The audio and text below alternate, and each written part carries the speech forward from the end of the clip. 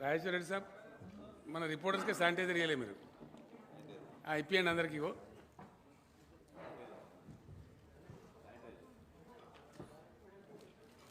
అదేదో ఆమె troll book ఏది నాకు ఒకటి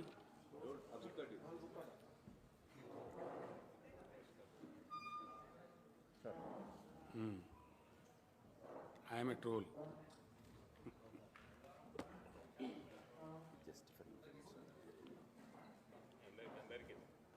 సంజయ్ రావు సార్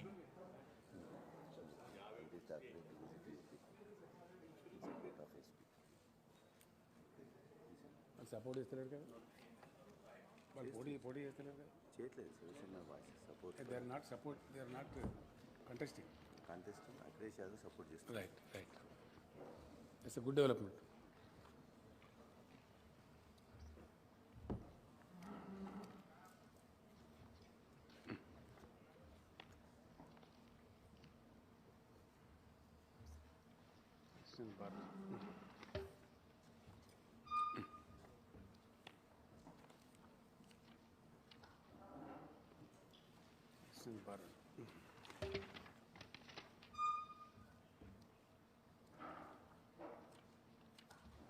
ఈ సెట్స్ ఇస్తే అయిపోతుంది మన వాళ్ళందరికీ ఎవరి దగ్గర ఈ సెట్స్ ఈవెన్ అప్పుడు వాళ్ళకి డిస్టర్బ్ అవుతుంది అందరికి ఇచ్చేయండి ఈ సెట్స్ ఇస్తే అయిపోతుంది మన వాళ్ళందరికీ ఎవరి దగ్గర ఈ సెట్స్ ఈవెన్ అప్పుడు వాళ్ళకి డిస్టర్బ్ అవుతుంది అందరికి ఇచ్చేయండి ముందే ఇచ్చేయండి ఇదా అది గోల్మాల అయ్యా సెట్ మరి నాదే ఇంత అది అంటాను ఇదా యాభై అది గోల్మాల ఇది అయ్యా ఆ చీడు ఉన్నదా అది అంటాను యాభై నమస్కారం బాగున్నా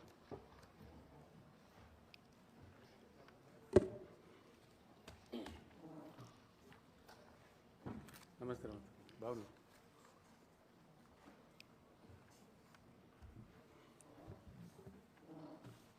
మీరు కూర్చుంటారా మీరు అడ్డమున్నారు పక్కకి వెళ్ళి తీసుకోవాలి లేకపోతే కూర్చోండి మల్లేశం గారు చాలా దూరం పోయినది మీరు కూర్చుంటారా మీరు అడ్డమున్నారు జరగాలి పక్కకి వెళ్ళి తీసుకోవాలి లేకపోతే కూర్చోండి మల్లేశం గారు చాలా దూరం పోయినది మీరు ఇచ్చిండ్రా బుక్ మీకు ఇప్పుడు ఇచ్చిండ్రా ఇది జరగాలి స్వాతి చతుర్వేది అని ఒక జర్నలిస్ట్ గారు రాసిండ్రు ఐఎమ్ ఏ ట్రోల్ ఇచ్చిన బుక్ మీద నేను ఇది అదే మీరు చదవండి ఇచ్చిండ్రు ఇది భాగవతం ఏందో అర్థమవుతుంది స్వాతి చతుర్వేది ఆ బుక్ రాసిస్తున్నాను మీకోసం నేను ప్రైస్ ఆఫ్ ద మోడీ ఇది అదే మీరు చదవండి ఆకార్ పటేల్ అంటే భాగవతం ఏందో అర్థమవుతుంది ఇలా ఏమేమి జరిగింది ఇంకోటి ఉన్నది ఆ బుక్ కూడా దేశం నష్టపోయింది అనేది price of the Modi years అని ఇట్లా చాలా మంది ఆకార్ పటేల్ అంటే ఆయన రాసిండు ఇంకా అరవిందన్ సుబ్రహ్మణ్యం అని చెప్పి ఒక ఆయన జరిగింది ఎంత దేశం ఇండియా స్టాల్డ్ రైజ్ అనేది ఈ బుక్ ఈయన economic adviser to government of India ఇంకా ఈ గవర్నమెంట్కి మోడీ గారి గవర్నమెంట్ ఒక ఆయన రాసిండు ఇండియా స్టాల్డ్ రైజ్ ఎంత నాశనం అవుతుందనే దానికి ఈయన economic adviser to government of India ఒకటేంటిగా ఈ గవర్నమెంట్కి మోడీ గారి గవర్నమెంట్ ఇదంతా చరిత్ర ఆయన రాసిండు దేశం ఎంత నాశనం అవుతుందనే దానికి గోల్మాల్ చేసి ఇంత పెద్ద దొడ్డు బుక్కులు వస్తున్నాయి నూరు బలంతో చేసి ఇదంతా చరిత్ర దీన్ని అంతా కప్పిపుచ్చి గోల్మాల్ చేసి నూరు బలం మొన్న నేను జనగామ యాదాద్రి జిల్లాలలో జిల్లా కలెక్టరేట్స్ మొన్న సందర్భంలో నేను జనగామ అక్కడ బహిరంగ సభలలో నేను మాట్లాడాను యాదాద్రి జిల్లాలలో జిల్లా కలెక్టరేట్స్ అక్కడ ప్రారంభించుకున్న సందర్భంలో ఆ సభలో ప్రజలను ఉద్దేశించి అక్కడ బహిరంగ సభలలో నేను బహిరంగ సభ కాబట్టి అన్ని విషయాలు అంతా విపులీకరించి చెప్పలేము వాస్తవం అక్కడ అయినా ప్రజలకు కొన్ని విషయాలు చెప్పాలని చెప్పి ఆ సభలో కొన్ని విషయాలు చెప్పినాం బహిరంగ సభ కాబట్టి అన్ని విషయాలు అంతా ముఖ్యంగా నేను చెప్పింది ఏంటంటే అయినా ప్రజలకు కొన్ని విషయాలు చెప్పాలని చెప్పి నరేంద్ర మోడీ గారు కొన్ని విషయాలు చెప్పినాం ఆయన చెప్పేది ముఖ్యంగా నేను చెప్పింది ఏంటంటే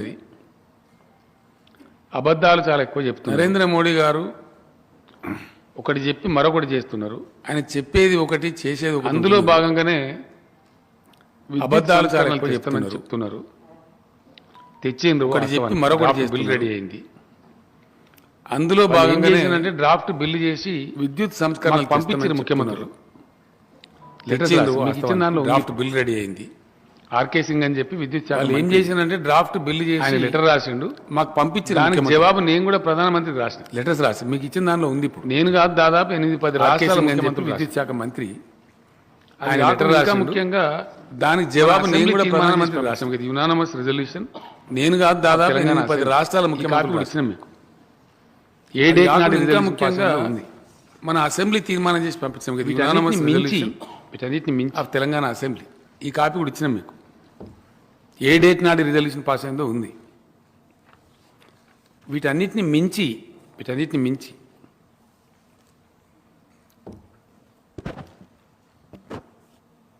మొన్న ప్రవేశపెట్టినటువంటి బడ్జెట్లో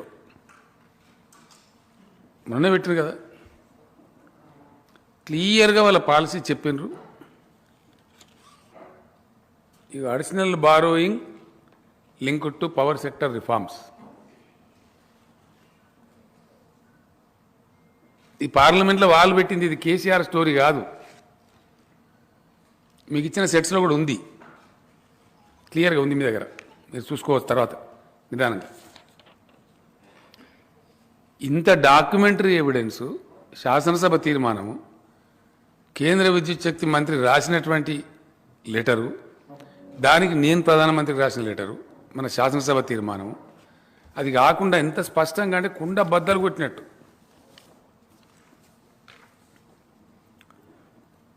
Further, the achievement in the agriculture sector is not satisfactory and requires attention on priority basis. DISCOM should take necessary steps to achieve 100% metering of all consumers within 1 year of the notification of this policy. Further, existing meters should also be replaced with prepaid meters in a phased manner so as to achieve 100% prepaid metering within 3 years from the date of issuance of this policy. ఇట్లా అనేక పాలసీలు వీళ్ళు చెప్పిన దానిలో agriculture సెక్టర్ను ఎట్టి పరిస్థితుల్లో వదిలిపెట్టద్దు, వాళ్ళకి meters పెట్టాలి. No new agriculture connection shall be released. మీకు ఇచ్చిన డాక్యుమెంట్స్లో ఉంది, మీరు చూసుకోవచ్చు. ఇది కేంద్రం పంపించినటువంటి ముసాయిదా బిల్లు అన్ని రాష్ట్రాలకు. అది మెడ మీద వేలాడుతున్న కత్తి. దానికి సాక్ష్యంగా యాక్చువల్లీ అది పాస్ కాకుండా ఇంప్లిమెంట్ చేయకూడదు, కానీ రాజ్యాంగాన్ని ఉల్లంఘించి మోడీ ప్రభుత్వం చేస్తున్న దుర్మార్గం ఏంటంటే, రాజ్యాంగం ఉల్లంఘించి రాజ్యాంగ వ్యతిరేక చర్య బిల్లు పాస్ కాకముందే ఎవరైతే ఈ రిఫార్మ్స్ చేస్తారో అడిషనల్ 0.5% ఎఫ్ఆర్బిఎం ఇస్తామని కుల్లాగా ప్రకటించారు వాళ్ళ పాలసీ. అది 5 ఏళ్ళు ఇస్తామని ప్రకటించారు. పోయిన సంవత్సరం మనం తీసుకోలే. అదే ఆంధ్రప్రదేశ్ ప్రభుత్వం తీసుకున్నది మన పక్కకే. తీసుకోవడమే కాదు, శ్రీకాకుళం జిల్లాలో ఆల్రెడీ 25,000 మీటర్లు పెట్టిన వాళ్ళు. 25,000 మీటర్స్ అగ్రికల్చర్ కన్స్ట్రక్షన్స్కి ఆల్రెడీ పెట్టినరు. మిగిలిన వాటికి కూడా పిలిచిన టెండర్లు పిలిస్తే ఆ మీటర్లకు 3,700 ఎంతనో ఒక మీటర్ చొప్పున కాస్ట్ కూడా లక్షలాది మీటర్లకు పిలిచిండ్రు. ఎందుకంటే వాళ్ళు 737 కోట్లతోని వాళ్ళు పిలిచిండ్రు. అంటే మరి కేంద్ర ప్రభుత్వం నియతి ఏందన్నట్టు. మనకు మన ఎలిజిబిలిటీ ప్రకారంగా, మన ఎకానమీ సైజు ప్రకారంగా 0.5% కనుక మనకు అడిషనల్ ఎఫ్ఆర్బిఎం మనకు వస్తే 5,000 పైచీల కోట్లు వస్తాయి. అంటే నెక్స్ట్ 5 ఏళ్లకు ఈ ఫెసిలిటీ ఇస్తాం. విద్యుత్ సంస్కరణలు అమలు చేసిన రాష్ట్రాలకు, లేని వాళ్ళకి ఇయ్యం. అంటే నేను ఏం చెప్పినా నేను సభలో, నష్టపోయినా మంచిదే, నీ డబ్బులు మాకు అక్కర్లేదు అంటే 25,000 కోట్లు నష్టపోవాలి Telangana. At the cost of 25,000 crores in 5 years. ఆ నష్టం ఉన్నా సరే నేను మీటర్లు పెట్టాను నేను చెప్పిన. నా ప్రాణం పోయినా సరే పెట్టను. తెలంగాణలో వ్యవసాయం స్థిరీకరణ జరగాలి, రైతులు ధనవంతులు కావాలి, ఇప్పుడిప్పుడే బాగుపడుతున్నారు కాబట్టి నేను పెట్టా అనే మాట నేను చెప్పాను. ఇన్ని జరిగినాయి కదా. శ్రీకాకుళంలో 25,000 మోటార్లకు పెట్టిండ్రు, టెండర్లు పిలిచిండ్రు. ఎవరైతే ఇంటర్ ఇంప్లిమెంట్ చేస్తున్నారో వాళ్ళకి 0.5% FRBM ఇస్తున్నారు. బడ్జెట్లో పెట్టిన మొన్నటి బడ్జెట్లో కూడా పెట్టిండ్రు. ఇన్ని ఉండంగా పార్లమెంట్ సభ్యుడిగా ఉన్నటువంటి ఈ రాష్ట్ర అధ్యక్షుడు పాపం ఆయనకు చదువు వస్తుందో రాదో నాకు తెలియదు, చదివిన కాగితం అర్థమవుతుందో కాదో తెలియదు. గరీబ్ గారు పాపం నాకు నిజంగా జాలేస్తుంది ఆయన చూస్తే. ఆయన మాట్లాడకుండా వేరే వాళ్ళతో మాట్లాడితే బెటర్ నన్ను అడిగితే. ఆ పార్టీ పరువు పోతుంది రోజు రోజు. చాలా ఘోరం. ఇన్ని ఆధారాలుండి గింత జరిగి 5 ఏళ్ల కోసం చెప్పినండి, ఒక రోజు కోసం చెప్పింది కాదు. ఇంత డాక్యుమెంటరీ ఎవిడెన్స్ ఉండి మన రాష్ట్ర శాసనసభ తీర్మానం పాస్ చేసి పంపించి నేను ముఖ్యమంత్రిగా దాన్ని వ్యతిరేకిస్తూ రాసిన ఉత్తరాలుండి మీకు ఇచ్చిన ఇప్పుడు సెట్స్ మేము చూడండి మీరు. ఇంత డాక్యుమెంటరీ ఎవిడెన్స్ ఉన్నదాన్ని కూడా పచ్చవద్దని చెప్తాం. వాళ్ళ పాలసీ ఇప్పుడు సెంట్రల్ గవర్నమెంట్ పాలసీ ఏందనేది మీకు పంపించిన మీ దగ్గర మీకు మీ చేతిలో ఉంది. దీని మీద కూడా నేను బహిరంగ క్షమాపణ చెప్తా. మీటర్లు పెట్టమన్నారా? పెట్టమనందే ఇప్పుడు జగన్మోహన్ రెడ్డి పెట్టిండా? శ్రీకాకుళం జిల్లాలో ఎందుకు పెట్టి పెట్టమనందే మరి నువ్వు FRBMలా 0.5% పెట్టినావా? ఎందుకు పెట్టినావు? దాన్ని మేము ఎందుకు తీసుకుంటలేము? పవర్ రిఫార్మ్స్ మేము వ్యతిరేకిస్తున్నాం కాబట్టి. ఇంత ఘోరమైనటువంటి అబద్ధాలు ఒకటికి 1000 సార్లు మేము చెప్తాం. నిజం వేరు, మీటర్లు పెట్టుమనుడు వేరు, బలవంత పెట్టుడు వేరు. ఇంకా దీని తమాషకి ఎంత తెలుసా, ఇప్పుడు ఉన్న మంత్రి ఆర్కే సింగ్ మనకు ఉన్నటువంటి నీటి ప్రాజెక్టులలో మనం PFC REC అని 2 ఉంటాయి. ఒకటి పవర్ ఫైనాన్స్ కార్పొరేషన్, ఇంకోటి రీజనల్ ఎలక్ట్రికల్ కార్పొరేషన్. వాళ్ళు మనకు లోన్స్ ఇస్తారు.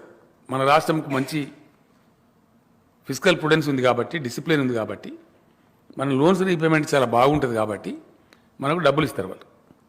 ఆ ఇచ్చిన డబ్బులు ఆపేయమని ఇప్పుడు ఆర్కే సింగ్ మంత్రి వాళ్ళ మీద ఒత్తిడి, మనం పవర్ రిఫార్మ్స్ ఇంప్లిమెంట్ చేస్తలేమని. ఇది వాస్తవం,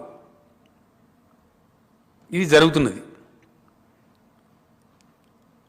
అసలు ఈయనకి ఏమైనా తెలుస్తుందా పాపం? ఈ స్టేట్ బీజేపీ ప్రెసిడెంట్కు ఎందుకు మాట్లాడతాడు ఆయన? ఇప్పుడు బహిరంగ క్షమాపణ వెంటనే వేడుకోవాలి ఆయన. మరి ఆయనకేమి ఇప్పుడు మీరు రాస్తే తెల్లారి మీకు మొత్తం డాక్యుమెంట్ ఎవిడెన్స్ ఇచ్చినాం మీకు. ఇలా ఏదో అబద్ధమండి. మీరు ఇప్పుడు ఆంధ్రప్రదేశ్ కూడా ఫోన్ చేయొచ్చు కదా, అడగచ్చు కదా. శ్రీకాకుళంలో పెట్టినారా 25,000 కనెక్షన్ అంటే మీకు తెలిసిపోతుంది కదా, మీ పేపర్ అక్కడ కూడా ఉంది. అనేది దాచిపెట్టేది కాదు కదా. ఫైనాన్స్ మినిస్టర్ ఇచ్చిన డాక్యుమెంట్ మీకు ఇచ్చినాం. 5 years కోసం ఎట్లా ఇస్తాం, ఏ ఇయర్కి ఎంత ఇస్తామని రాసి పెట్టినారు క్లియర్గా. అంటే దాని అర్థమైంది ఒక రకంగా on behalf of the government of India రాజ్యాంగ ఉల్లంఘన, చట్టం పాస్ కాకముందే ఆ చట్టాన్ని ఎన్ఫోర్స్ చేయడం. ఇది పార్లమెంట్ని అవమానించడం, రాజ్యాంగాన్ని ఉల్లంఘించడం, దేశ ప్రజలను మోసం చేయడం as a matter of fact. ఇప్పుడు డ్రాఫ్ట్ బిల్గానే ఉంది. ఇగో ఇది జరిగే చరిత్ర. దీని మీద ఇంకా ఇప్పుడు చెప్తే బాధ అండి, అంటేనేమో బాధ. నేను ప్రధానమంత్రి కాదని గౌరవించి పైసలు ఇస్తాడని ఆశపడి భగీరథ ఇనాగరేషన్ పిలిచాను. ఆడ సభలో ఆయన కూడా పచ్చవద్దని చెప్పిండు. పచ్చవద్దు మీకు వినిపిస్తే నేను ఇప్పుడు నా దగ్గర ఉన్నది. గజ్వేల్ సభలో ఆయన మాట్లాడిన స్పీచ్లో మీ దగ్గర రికార్డు ఉంటుంది కాబట్టి మీకు అంత బాధ కూడా అవసరం లేదు. 15th minute నుంచి స్టార్ట్ అవుతుంది అనేది.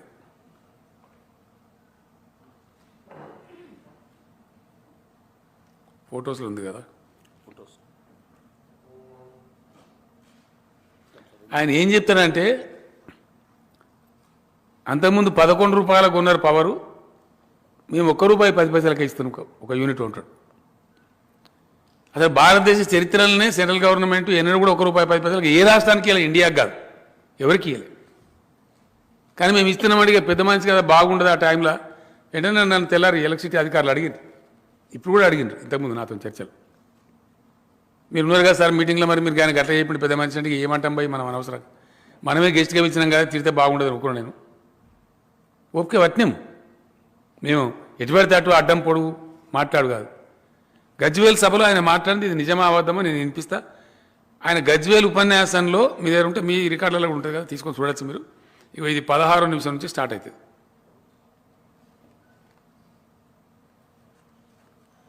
भारत सरकार और हमारे पीयूष गोयल जी और उनके मंत्रालय ने 2 साल में ऐसी स्थिति पैदा की है बिजली के कमी के कारण परेशान थे, ऐसे राज्यों को भी बिजली सरप्लस स्टेट बना दिया गया है। अगर इरादा नेक हो, सामान्य मानवीय की आवश्यकताओं की पूर्ति करने का इरादा हो, तो समस्याओं के समाधान भी निकल आते हैं। और अभी पीयूष जी मुझे बता रहे थे कि पहले अगर तेलंगाना को बिजली खरीदनी होती थी तो 1 यूनिट का करीब करीब 11 साढ़े 11 रुपया लगता था। 1 यूनिट का 11 साढ़े 11 रुपया। भाइयों बहनों, आज भारत सरकार ने जिस प्रकार से बिजली में रिफॉर्म किए, बिजली के उत्पादन को बढ़ाया, ट्रांसमिशन लाइन में खर्चा किया, सारा संतुलित कारोबार किया, उसका परिणाम यह है कि आज कुछ समय पहले जो बिजली 1 यूनिट 11 साढ़े 11 रुपये में मिलती थी, आज अभी इसी तारीख 1 रुपया 10 पैसे में मिलती है। राज्य की खजाने के कितना। मैं हाथ जोड़ के पूछ रहा हूं मोदी जी, आपके 8 साल के सरकार में कहीं भी 1 रुपये 10 पैसे में यूनिट पावर सप्लाई आपने किया है क्या? ये इतना झूठ, इतनी बड़ी झूठ, और देश के प्रधानमंत्री कहे खुलेआम, तो देश के जनता को क्या समझते हैं ये लोग? किस प्रकार से गुमराह करते हैं? इसको क्या समझना चाहिए? आप पत्रकार लोग, आप सुने हैं, आपके पास है, ये रिकॉर्डेड है, आप अपने घर में जाके भी सुन सकते हैं। ये मेरा स्पीच नहीं है। यानी कि राष्ट्र राज्य के अध्यक्ष से लेके प्रधानमंत्री तक सारा ही झूठे झूठ, सफेद झूठ, झूठ निर्भर भारत, ఇదేం అన్యాయం అండి? ఇట్లా ఎన్ని విషయాలలో చెప్తారు? నిన్న నేను ఒక మాట చెప్పిన, దాని మీద ఎవరు మాట్లాడరు బీజేపీ వాళ్ళు. నేను అన్న కూడా ఛాలెంజ్ కూడా చేసిన, ఎవరు మాట్లాడతారో బీజేపీ వాళ్ళు రానరా మాట్లాడదాం. 4 లక్షల మెగావాట్ల పవర్ ఉంది దేశంలో, దాన్ని వాడే తెలివితేటలు ఈ కేంద్ర ప్రభుత్వానికి లేవు, బ్యాడ్ పవర్ పాలసీ ఉంది అని నేను చెప్పాను. దానికి ఎవిడెన్స్ కూడా ఇవ్వ, మీకు ఇచ్చిన కాగితాలలో ఉంది. ఇది పార్లమెంట్ స్టాండింగ్ కమిటీ గత డిసెంబర్లో పార్లమెంట్కి సమర్పించిన డాక్యుమెంట్. 40,000 మెగావాట్ల పవర్ ఉత్పత్తి సంస్థలు దేశంలోని వివిధ ప్రాంతాలలో లిస్ట్ ఉంది, మీ దగ్గర చూసుకోండి. మీకు ఇచ్చిన 40,000 మెగావాట్ల విద్యుత్ ఉత్పత్తి చేసే సామర్థ్యం ఉన్న సంస్థలు నిర్మించబడ్డాయి, పీపీఏలు అయిపోయినాయి, దానికి ఫ్యూయల్ టైప్ అయింది, కానీ ప్రొడక్షన్ కాదు, కానిస్తలేరు. ఎందువల్ల? ఈ దేశం అవలంబించే ఒక దిక్కుమాలిన పవర్ పాలసీ వల్ల, బ్యాడ్ పవర్ పాలసీ వల్ల, చేతగాని కేంద్ర ప్రభుత్వం యొక్క దద్దమ్మ చర్యల వల్ల ఇట్లా ఉంటుందా? ఈ దేశంలో ఉండొచ్చునా? 60% దేశమేమో పవర్ కట్స్లో ఉంటుంది. 24 గంటల కరెంటు ఏ రాష్ట్రం లేరు, ఒక తెలంగాణ తప్ప. ఇది వాస్తవం. ఇది మాట్లాడితే దీని మీద మాట్లాడరు ఎవరు. ఇది నిజమా అబద్ధమండి? ఇది పార్లమెంట్ స్టాండింగ్ కమిటీ ఇచ్చింది, నేను ఇయ్యలే ఈ రిపోర్టు. ఎవరు ఇచ్చింది ఇది? ये भी झूठ है? कौन झूठ है? कितना गुमराह करेंगे लोगों को, कितने दिन करेंगे? तो ये है, ये भी आप लोगों को दिया मैंने, आप लोग देख लीजिए. तो इस प्रकार से अब यहां के राज्य के अध्यक्ष को क्या कहना है, आप लोग उनके साथ क्या कहेंगे? अब मैं उनको छोड़ देता हूं, ఇసలియే జాలి అనిపిస్తుంది పాపం అతనికి పెద్ద తెలిసినట్టు లేదు. అతను వేరే వాళ్ళతో మాట్లాడిపిస్తే మంచిది, గాసాన బాగా నాతో మాట్లాడతాడు. ఎందుకంటే నేను ఏది పిచ్చి మాటలు మాట్లాడను, అవసరం లేదు కదా నాకు పిచ్చి మాటలు మాట్లాడే అక్కడ నాకు లేదు. ఉన్నది ఉన్నట్టు మాట్లాడతాను. ఇంత దుర్మార్గంగా ప్రతి వాళ్ళు, ఆ పార్టీకి చెందిన ప్రతి వాళ్ళు ఇదే పద్ధతిలో ప్రతి విషయంలో చాలా దారుణమైనటువంటి అబద్ధాలు, మోసాలు, దేశాన్ని సర్వనాశనం చేస్తూ ఉన్నారు. ఎస్, 100%. చాలా భయంకరమైనటువంటి పరిస్థితి. ఇంకోటి దీనికంటే ఎక్కువ మీరు ఇంకోటి చూసుకోవచ్చు. ఇవన్నిటిని మించి మొత్తం అఖిల భారత విద్యుత్ సంస్థల ఉద్యోగ సంఘాలన్నీ ఒకటే సమావేశాలు పెట్టినాయి. మీకు తెలుసా విషయం? మన దగ్గర మింట్ కాంపౌండ్ మన ఎలక్ట్రిసిటీ ఎంప్లాయీస్ కూడా ఉద్యమాలు, ధర్నాలు చేసిండ్రు. మీకు తెలుసా విషయం? రత్నాకర్ గారు కానీ శివాజీ గారు కానీ మీరే పోయి వార్తలు వేసారు, ఫోటోలు తీసారు, టీవీలలో చూపించారు. కారణం ఏంది? మొత్తం విద్యుత్ రంగాన్ని ప్రైవేటీకరించి ఆల్రెడీ ఉత్పత్తి ఉన్న వాటిని పెట్టనీయకుండా చేసి ఆయన వాళ్ళ పార్టీకి చందాలు ఇచ్చేటోళ్ళు, వాళ్ళ పార్టీని జాదేటోళ్ళు, వాళ్ళకి ఎన్నికలకు డబ్బులు ఇచ్చేటోళ్లకు వేల కోట్ల రూపాయలు దిగమింగి వాళ్ళు పెట్టే సోలార్ విద్యుత్తును వీళ్ళు కొనన్నట్టు. ఇప్పుడు అది చట్టం. దీనికి అందమైన పేరు చట్టం, విద్యుత్ సంస్కరణ. ఇదేనా సంస్కరణ ఈ దేశంలో? ఇంకా తమాషా ఏం తెలుసా? మన తెలంగాణకు జల విద్యుత్ శక్తి అందుబాటులో ఉన్నదే కృష్ణా నది మీద ఎక్కువ ఉన్నది. మనకు నాగార్జున సాగర్, శ్రీశైలం, పులిచింతల, జూరాల 2500 మెగావాట్ల దాకా ఉంటుంది దగ్గర దగ్గర. గోదావరి మీద తక్కువ ఉంది మనకు, కృష్ణ మీద ఎక్కువ ఉంది. ఇంకా ఈ చట్టంలో ఏం చెప్తారు? ఈ దిక్కుమాలిన చట్టంలో వాళ్ళ బీజేపీ మిత్రులు పెట్టే 30-40 వేల మెగావాట్ల సోలార్ పవర్ ఏమో కొనన్నట్టు మనం క్లీన్ ఎనర్జీ కింద. మనది క్లీన్ ఎనర్జీ అయినా మీ నాగార్జున సాగరు, మీ శ్రీశైలం ప్రొడ్యూస్ చేసే పవరు బంద్ పెట్టైనా సరే దీన్ని కొనాలి, కొనకపోతే మీకు ఫైన్ ఇస్తాం. ఇది చట్టం. అంటే అధికారం చేతిలో ఉందని మీ పెట్టుబడిదారుల యొక్క స్వార్థ ప్రయోజనాల కోసం ప్రజల ప్రయోజనాలు తాకట్టు పెడతారా? ఈ దేశ ప్రయోజనాలు తాకట్టు పెడతారా? అన్ని తప్పుడు ప్రచారాల మీద, అబద్ధాల మీద ఎన్ని రోజులు నడుపుతారు భారతదేశాన్ని? ఇది ఎంతవరకు సమంజసం? ఇవి వాస్తవాలు కావా? పెట్టండి, చర్చ పెట్టండి దీని మీద. ఒకటి గాలి మాటలు మాట్లాడు కాదు. ఇన్ని విషయాలు నేను చెప్తున్నాను కదా ఇప్పుడు. ఇవన్నీ అబద్ధమనేగా.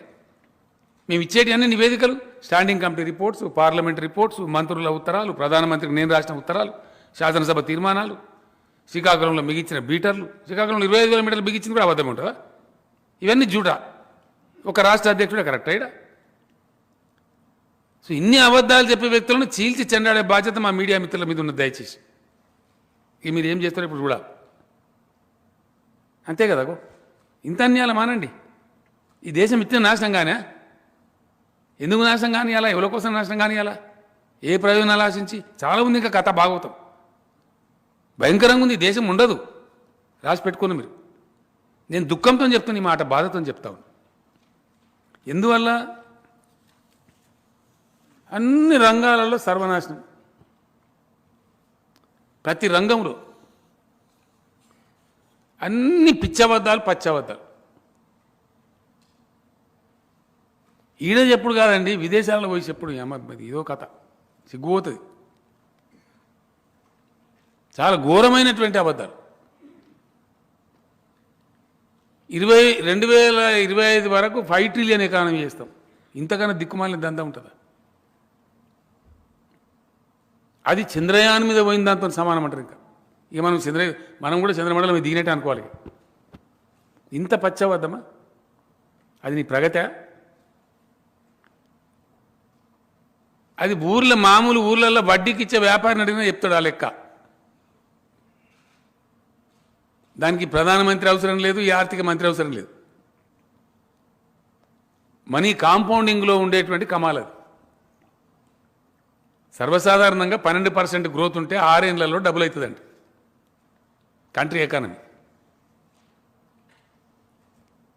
అదే 11% ఉంటే 7 ఏళ్లలో డబుల్ అవుతుంది. దానికి నరేంద్ర మోడీ, నిర్మలా సీతారామన్, మలే ఎవరు అవసరం లేదు. వడ్డీ వ్యాపారం చెప్పే లెక్క అది. ఈ మాట కఠోరమైన వాస్తవం. Taking India to 5 trillion economy by 2025, we doesn't require a prime minister there. We doesn't require a finance minister. An ordinary clerk can account for it. There is nothing great about it. Is it not a fact? You ask any economist. It's a hard fact. And you are chasing away the country by making false propaganda. How long you will do that? What is the extra mile you are taking? What is the extra effort you are putting in? Nothing. If you are able to do, if you have innovative skills, if you are a dynamic government, please do something like China, in the line of Mr. Deng Xiaoping. Please do something in line of Mr. Lee Kuan Yew of Singapore. That is something great, not 5 trillion economy. किसको पागल बनाने की ये चक्कर है? ये बात मैंने ही नहीं, మీరు తీసుకొని చూడండి, మీకు రాజ్యసభ స్పీచ్లు కొడితే వస్తుంది. నిన్న అయింది కదా. ఎగ్జాక్ట్గా నేను చెప్పిన విషయాన్ని చిదంబరం గారు కూడా చెప్పింది రాజ్యసభలో. సేమ్ ఇదే విషయం చెప్పిన ఆయన. మా కేశవరావు గారు వీళ్ళంతా ఉన్నారు అక్కడ. నేనేదైతే చెప్పినా అదే విషయం చెప్పాను. అంటే అన్నీ గోల్మాల్ మాటలు చెప్పి, అబద్ధాలు చెప్పి, ఇవన్నీ మీరు వంచదలుచుకున్నారు ఈ దేశాన్ని. నేను అందుకే అంటున్నా, వీళ్ళను తరిమి కొట్టకపోతే దేశం నాశనం అవుతుంది. నేను నిందలు పెట్టేది ఏదో అక్కస్తోనో ఇంకోటి దాంతో అంటలేను. నేను I'm a very senior political leader. I waited for 8 long years.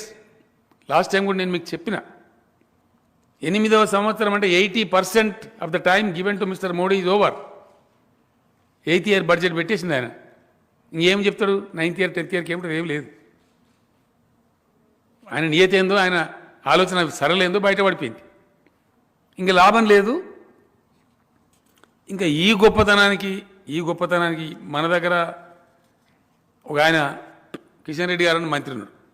ఆయన నా మిత్రుడే, నాకు గౌరవం. నాకు వ్యక్తిగతంగా ఆయనతో నేను పంచాయతీ లేదు. కానీ ఆయన కూడా పాపం అట్లా మాట్లాడు ధర్మం కాదు ఆయనకు. బడ్జెట్ నడడం నేను అర్థం చేసుకోలేదట. నేను ఈయనకి ఏమర్థమైందో ఈ మహాత్మునికి నాకు అర్థం కాక, మీరే రాసిన పేపర్లలో మాకు సరిగా అవగాహన చేసుకోకుండా మాట్లాడేమాట. ఏది అవగాహన చేసుకోలేదా మేము? నాకు అర్థం కాదు. ఏది అబద్ధమండి? 34,900 కోట్లు ఎరువుల సబ్సిడీ దక్కించింది అబద్ధమా కిషన్ రెడ్డి గారు? ఆహార సబ్సిడీని 65,000 కోట్లు తగ్గించింది అబద్ధమా? గ్రామీణ ఉపాధి హామీ పథకానికి 25,000 కోట్లు తగ్గించింది అబద్ధమా?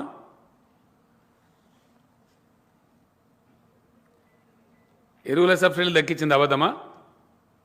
మాకెందుకు అర్థం కాలేదు? మాకు అర్థమై ఉన్నది చెప్పినాం, నీ రంగు బయట పెట్టినాం. నీకు అర్థం కాలే. ఎవరికి అర్థం కానట్టు? కేసీఆర్కా కిషన్ రెడ్డికా? వాటికనే గాలి పుడీలు మాట్లాడితే ఎట్లా? మేమెందుకు అర్థం చేసుకోలేదండి? బడ్జెట్ను బ్రహ్మాండంగా అర్థం చేసుకున్నాం. దీని మీద ఎవరు మాట్లాడరేంది? ఈ తగ్గింపులు కరెక్ట్ కాదా? 40 కోట్ల జనాభా ఉన్న దళితులకు పెట్టింది 12,800 కోట్లు నిజం కాదా? మీ ఘనత వహించిన ప్రభుత్వంలో మనిషికి జుట్టుకు 300 వస్తాయి. ఇక ప్రగతిగా తుపాకి రామని ప్రగతి, అంతే కదా? ఏమని అర్థం చేసుకోవాలా? ఇంకా దానికి మా మీద నిందలు పెట్టుడా? మాకు అర్థం కాలేదని. ఇది మంచిది కాదు, ఇది పద్ధతి కాదు. చర్చ చేద్దామా? Okay, we are ready, come on discuss. You cannot take away things like that. Very sorry, very sorry. ఇది దేశాన్ని నడిపే పద్ధతి కాదు, కానే కాదు. మాట్లాడరేందండి? మేము అన్నాము కరోనా వచ్చింది, ఇంత నాశనం అయింది, హెల్త్ ఇన్ఫ్రాస్ట్రక్చర్ పెంచాలి, వైద్యానికి పెంచాలి. నిజం కాదా? నాకెందుకు అర్థం కాలే? బడ్జెట్ మాకు కరెక్ట్గా అర్థమైంది, నీకు అర్థం కాలే. నువ్వు గోల్మాల్ చేస్తున్నావు జనాన్ని, మేము చేస్తలేము. అన్నిటినీ అమ్మేస్తున్నారని చెప్పి మేము అమ్ముతున్నది నిజం కాదా? రైళ్ళు అమ్మబడితే, విమానాలు అమ్మబడితే, బ్యాంకులు అమ్మబడితే, ఎల్ఐసి అమ్మబడితే, ఏది అమ్మతలేరు మీరు? మొత్తం ప్రభుత్వ రంగ సంస్థలు అమ్మబడితే, కరెంటు కూడా అమ్మేస్తానికి తయారు కాబడుతుంది. దానికే కదా మేము వ్యతిరేకిస్తున్నాం. పేరుకు విద్యుత్ సంస్కరణలు, దాని పేరు ప్రైవేటీకరణ. ప్రమాదం ఏంటంటే దానిలో ప్రైవేటు డిస్కమ్లు వస్తాయంటే ఉన్న డిస్కమ్లు ఉడగొట్టేసి, అంటే వాని దయగా వాడు ఏం ఛార్జ్ విధించినా మనం కట్టాలి. రేపు మీరు కూడా బలవుతారని చెప్తున్నా, గ్యారంటీ మాట. కంప్లీట్ ప్రైవేట్ చేతిలో పోయిన తర్వాత ఏముంటుందంటే మన ఇష్టం, మన దయ. ఇంతకైతే ఇస్తా లేకపోతే లేదంటాడు. విద్యుత్ సంస్కరణలు అనేది నథింగ్ బట్ విద్యుత్తును పూర్తిగా ప్రైవేటీకరించి కార్పొరేట్ పెద్దలకు, కార్పొరేట్ గద్దలకు అప్పచెప్పేటువంటి ఒక కుటిల నీతి. దానికి మేము వ్యతిరేకిస్తున్నాం. మీరు ప్రవేశపెట్టిన విద్యుత్ సంస్కరణ రాష్ట్రాలకు, ముఖ్యమంత్రులకు పంపించిన బిల్లు విద్యుత్ కార్యదర్శులకు పంపించింది. ఇక్కడ మా సెక్రటరీకి వచ్చింది, ఇక్కడికి అది జెన్కోకి వచ్చింది, మన ట్రాన్స్కోకి వచ్చింది, మన డిస్కమ్లకు వచ్చింది. మీరు పంపించింది ఏంది? దానిలో ప్రస్ఫుటంగా మీరు ఏం చెప్పి మీకు ఇచ్చిన కాగితాలు చూడండి దయచేసి. మీ నియత ఏంది? కంప్లీట్ కార్పొరేటైజ్ చేయడము, ప్రైవేటైజ్ చేయడము. అప్పుడు ఏం జరుగుతుంది? ఇబ్బడి ముబ్బడిగా ఛార్జీలు పెడితే ప్రజలు సస్తారు. The so called proposed power reforms is nothing but it is a conspiracy to corporatize the entire power sector of the country, which is not good for the country. Why I say like this? మీకు ఇంకా easy చేయాలంటే, దయచేసి మీకు సులభంగా అర్థం కావాలంటే, ఒక్కొక్క రాష్ట్రంలో ఒక్కొక్క పరిస్థితి ఉంటుందండి. నా రాష్ట్రంలో నీళ్ళు కిందికి ఉంటాయి, నా వ్యవసాయ భూమి పైకి ఉంటుంది. నేను లిఫ్ట్ చేసి తెచ్చుకోవాలి. నేను ఫ్రీ పవర్ ఇచ్చుకుంటా, నీకేం బాధ, నీకేం కడుపు నొప్పి? ఒకటి. నా రాష్ట్రంలో నేను సమైక్య రాష్ట్రంలో నష్టపోయినా, పేదలు ఉన్నారు, నేను లాండ్రీలకు ఫ్రీ కొద్దిగా సబ్సిడీ మీద పవర్ ఇచ్చుకుంటాను. బార్బర్ స్వాప్స్కు, సైలూన్స్కి ఏదైతుందో నేను సబ్సిడీ మీద ఇచ్చుకుంటున్నా. ఎస్సీ ఎస్టీలకు నేను సబ్సిడీ ఇచ్చుకుంటున్నా. కొన్ని యూనిట్ల వరకు 200 యూనిట్ల వరకు ఫ్రీగా ఇచ్చుకుంటున్నాం. ఇప్పుడు బంద్ చేయాలంటే అదంతా మీకు ఇచ్చిన కాగితాలను చూడండి మీరు. ఎవ్రీ కనెక్షన్కి మీటర్ పెట్టాలి, no subsidy should be given. Propose బిల్లో ఉంది. అంటే ఇప్పుడు లాండ్రీలకు బంద్ చేయాలి, మంగళ షాపులకు బంద్ చేయాలి, పోల్ట్రీకి బంద్ చేయాలి. పోల్ట్రీకి కొద్దిగా రాయితీ ఇస్తున్నాం, వాళ్ళు బతకాలి. పోల్ట్రీ ఇండస్ట్రీ, టెక్స్టైల్కి ఇస్తున్నాం పాపం, వాళ్ళది బంద్ చేయాలి. నీ విద్యుత్ సంస్కరణలు నువ్వు రాసిన ఇదంతా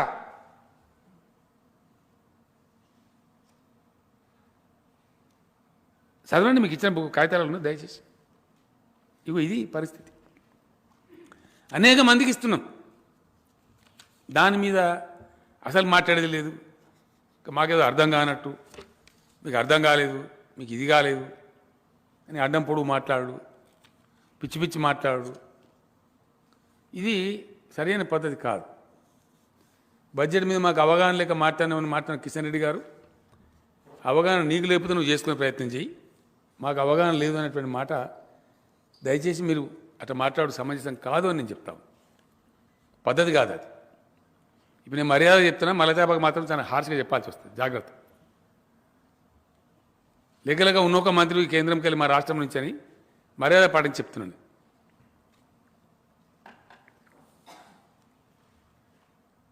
మొత్తం దేశం నాశనమైంది మీ బీజేపీ పరిపాలనలో. ఎక్కడ చూసినా అవినీతి కంపు, అన్ని స్థాయిలలో ఘోరమైన అవినీతి ఘోషిస్తున్నది. జాతీయ అంతర్జాతీయ మీడియా అంతా చెప్తా ఉంది. దేశ సంపదలో 77% సంపద 10% మంది దగ్గరనే ఉందని చెప్తా ఉన్నాయి లెక్కలని. 77% of the wealth of the country is with only 10% of India. Rest of the 90% of ఇండియాకు ఓన్లీ 23% ఉంది. అంటే ఏమైనట్టు మీ ఘనత వహించిన పరిపాలనలో? ధనవంతులు ధనవంతులు అవుతున్నారు, పేదలు పేదలు అవుతున్నారు. భయంకరంగా నిరుద్యోగిత పెరిగింది. లెక్కలతో సహా మీరు చెప్పిన లెక్కలనే వస్తుంది. అది నేషనల్ స్టాటిస్టికల్ ఆర్గనైజేషన్ ఉంటుందండి ఫైనాన్స్ మినిస్ట్రీలో, ఎన్ఎస్ఓ. మీరు రాసుకోండి దయచేసి. నేను చెప్పే లెక్కలు ఎన్ఎస్ఓ లెక్కలే, నా లెక్కలు కావు, కేసీఆర్ కవిత్వం కాదు. కేంద్ర ప్రభుత్వం వెలువరించేటువంటి స్టాటిస్టిక్స్ అని చెప్పేది. నిరుద్యోగిత రేటు పెరిగింది. తెలంగాణలో 0.3% ఉంటే మీది 7% పైన ఉన్నది country national average.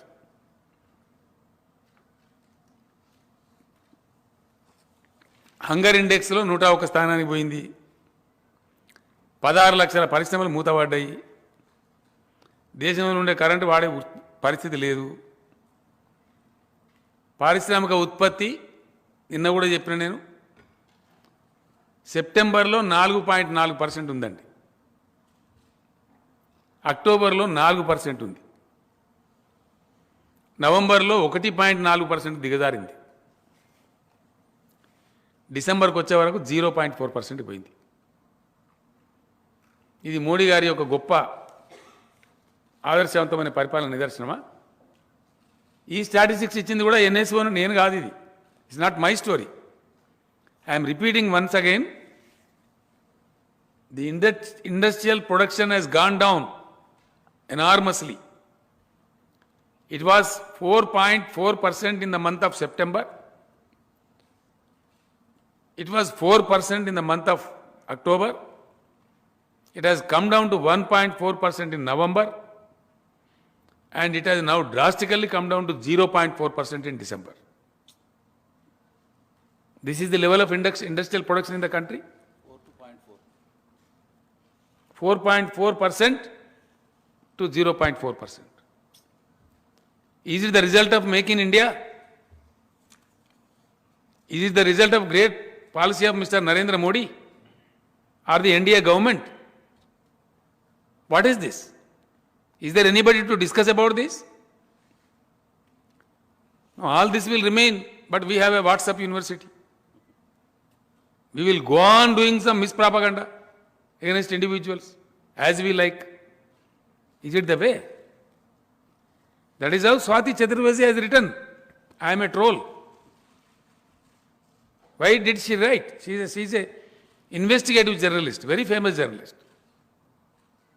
On this topic, there was a serious discussion in Harvard University also. Desham paruvu potandi baita.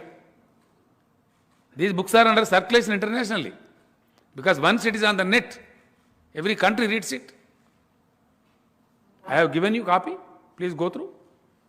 This is the way things are happening in India.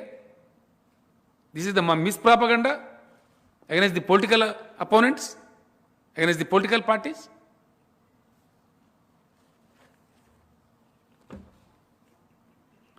ఇట్లా ఘోరమైనటువంటి పరిస్థితి అండి. బ్యాంకులను లూటీ చేసే దొంగలు, గజ దొంగలు, రైతులకు మీటర్ పెట్టాలి, ముక్కు విండి వసూలు చేయాలి, దానికి విద్యుత్ సంస్కరణ అందమైన పేరు పెట్టాలి, లాండ్రీలకు సబ్సిడీ బంద్ చేయాలి, మంగళ షాపులకు సబ్సిడీ బంద్ చేయాలి, పోల్ట్రీలకు బంద్ చేయాలి, ఇంకెవరికైనా పేదలకు ఎస్సీ ఎస్టీలకు ఇచ్చి అది బంద్ చేయాలి, మీటర్లు పెట్టాలి.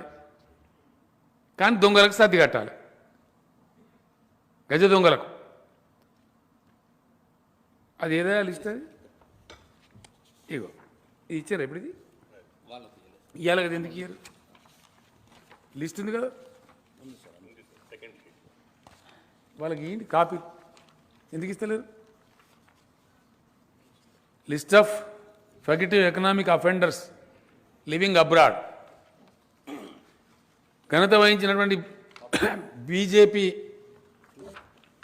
ప్రభుత్వం యొక్క సర్కారులో పార్లమెంటుకు గవర్నమెంట్ ఇచ్చిందండి, నా లెక్క కాదు ఇది. 33 అఫెండర్స్ హ్యావ్ ఫ్లెడ్ అవే. ఇది కొత్త ఫీచర్ అన్నట్టు. మోడీ ప్రభుత్వంలో భారతదేశం సాధించిన అద్భుతమైన ప్రగతి ఏంటంటే, బ్యాంకును ముంచిన ప్రతి ఒక్కడు మంచిగా లండన్లో పిక్నిక్ చేయొచ్చు హ్యాపీగా. ఎస్, 33 మంది ఇటువంటి వాళ్ళు సిబిఐ కేసులు పెట్టిన తర్వాత ఫ్లడ్ అవే పారిపోయినరు లండన్లో, ఇంకా వేరే వేరే దేశాలలో మంచిగా పిక్నిక్ చేసుకుంటారు. 15 लाख आएगा, यूं ही आएगा 15 लाख हर किसी के खाता में. 15 लाख आया कि 15 लाख गया? कहां गया? क्या हो गया? ఇదా ఈ దేశాన్ని తీసుకుపోయే పద్ధతి? ఇవన్నీ కఠోరమైన వాస్తవాలు కావా? ఈ లిస్టు పార్లమెంట్కి చెప్పింది వాళ్ళే. లాస్ట్ డిసెంబర్ కదా రంజిత్ రెడ్డి గారు లాస్ట్ డిసెంబర్ సెషన్లో పార్లమెంటుకు ప్రభుత్వం ఇచ్చినటువంటి సమాధానంలో చెప్పిన మాట ఇది. Please give it to the best friends. ఈ కాపీస్ అని ఇచ్చేయండి. ఇచ్చారా? దానిలో ఎవడెవడు పోయిండు, ఎంతమంది పోయిండ్రు, వాళ్ళ పేర్లు, వివరాలు. ఇది గవర్నమెంట్ ఆఫ్ ఇండియా ఇచ్చిందండి, కేసీఆర్ లెక్క కాదు. వీళ్ళంతా మోడీ గారి దోస్తులే, చాలా మంది గుజరాతీలే. ఏమనాలి దీన్ని? ఇది మీ గొప్పతనం కాదా? మీ గవర్నమెంట్ యొక్క ప్రతిభ కాదా? ఇది మీ దేశభక్తికి ఇది తార్కాణం కాదా? దీన్ని ఏమనుకోవాలా? కఠోరమైన వాస్తవాలు ఈ విధంగా ఉంటే మీ ఇష్టం వచ్చిన ట్రోలింగ్ చేసి ఓ దిక్కుమాలిన క్షుద్ర సోషల్ మీడియాని పెట్టి ఇవ్వలం పడితే వాళ్ళని ఎంత పడితే అంత మాటలు అంటాము. ఇదా పద్ధతి? అందుకే నేను చెప్తున్నా, BJP must go from this country. Why I say for this. BJP government should be sent back. Why? But for all these sins. ఎందుకు పంపించాలంటే మేము ఊరికి అంటలేము. ఇవన్నీ సత్యాలు, వాస్తవాలు. విజయ్ మాల్యా, నీరవ్ మోడీ, నోషల్ మోడీ, లలిత్ మోడీ, మొహుల్ చోక్సీ, నితిన్ సందేశరావుల పేర్లు ఏంటి? తమాషా పేర్లు.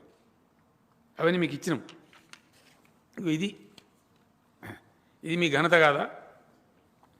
దీని మీద మాట్లాడాలి. వాళ్ళని మొగోడు మాట్లాడితే ఇవన్నీ విడిచిపెట్టి నన్ను జైలుకి నిజంగా జాలి అనిపిస్తుంది.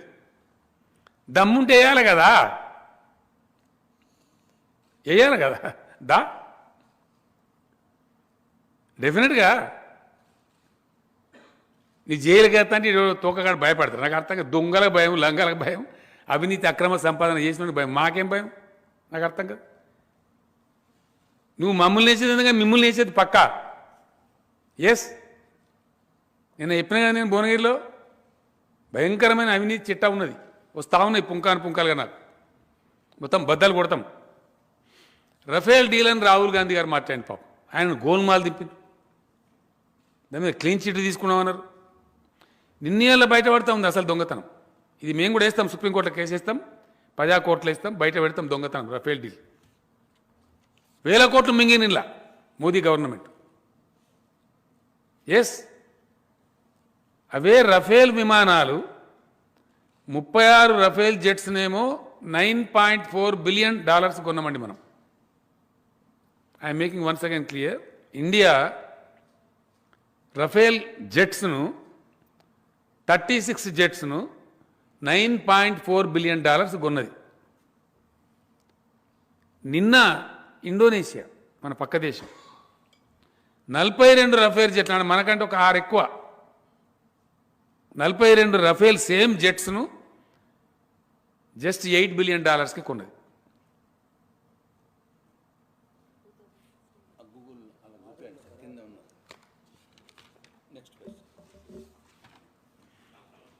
ఇదేనా?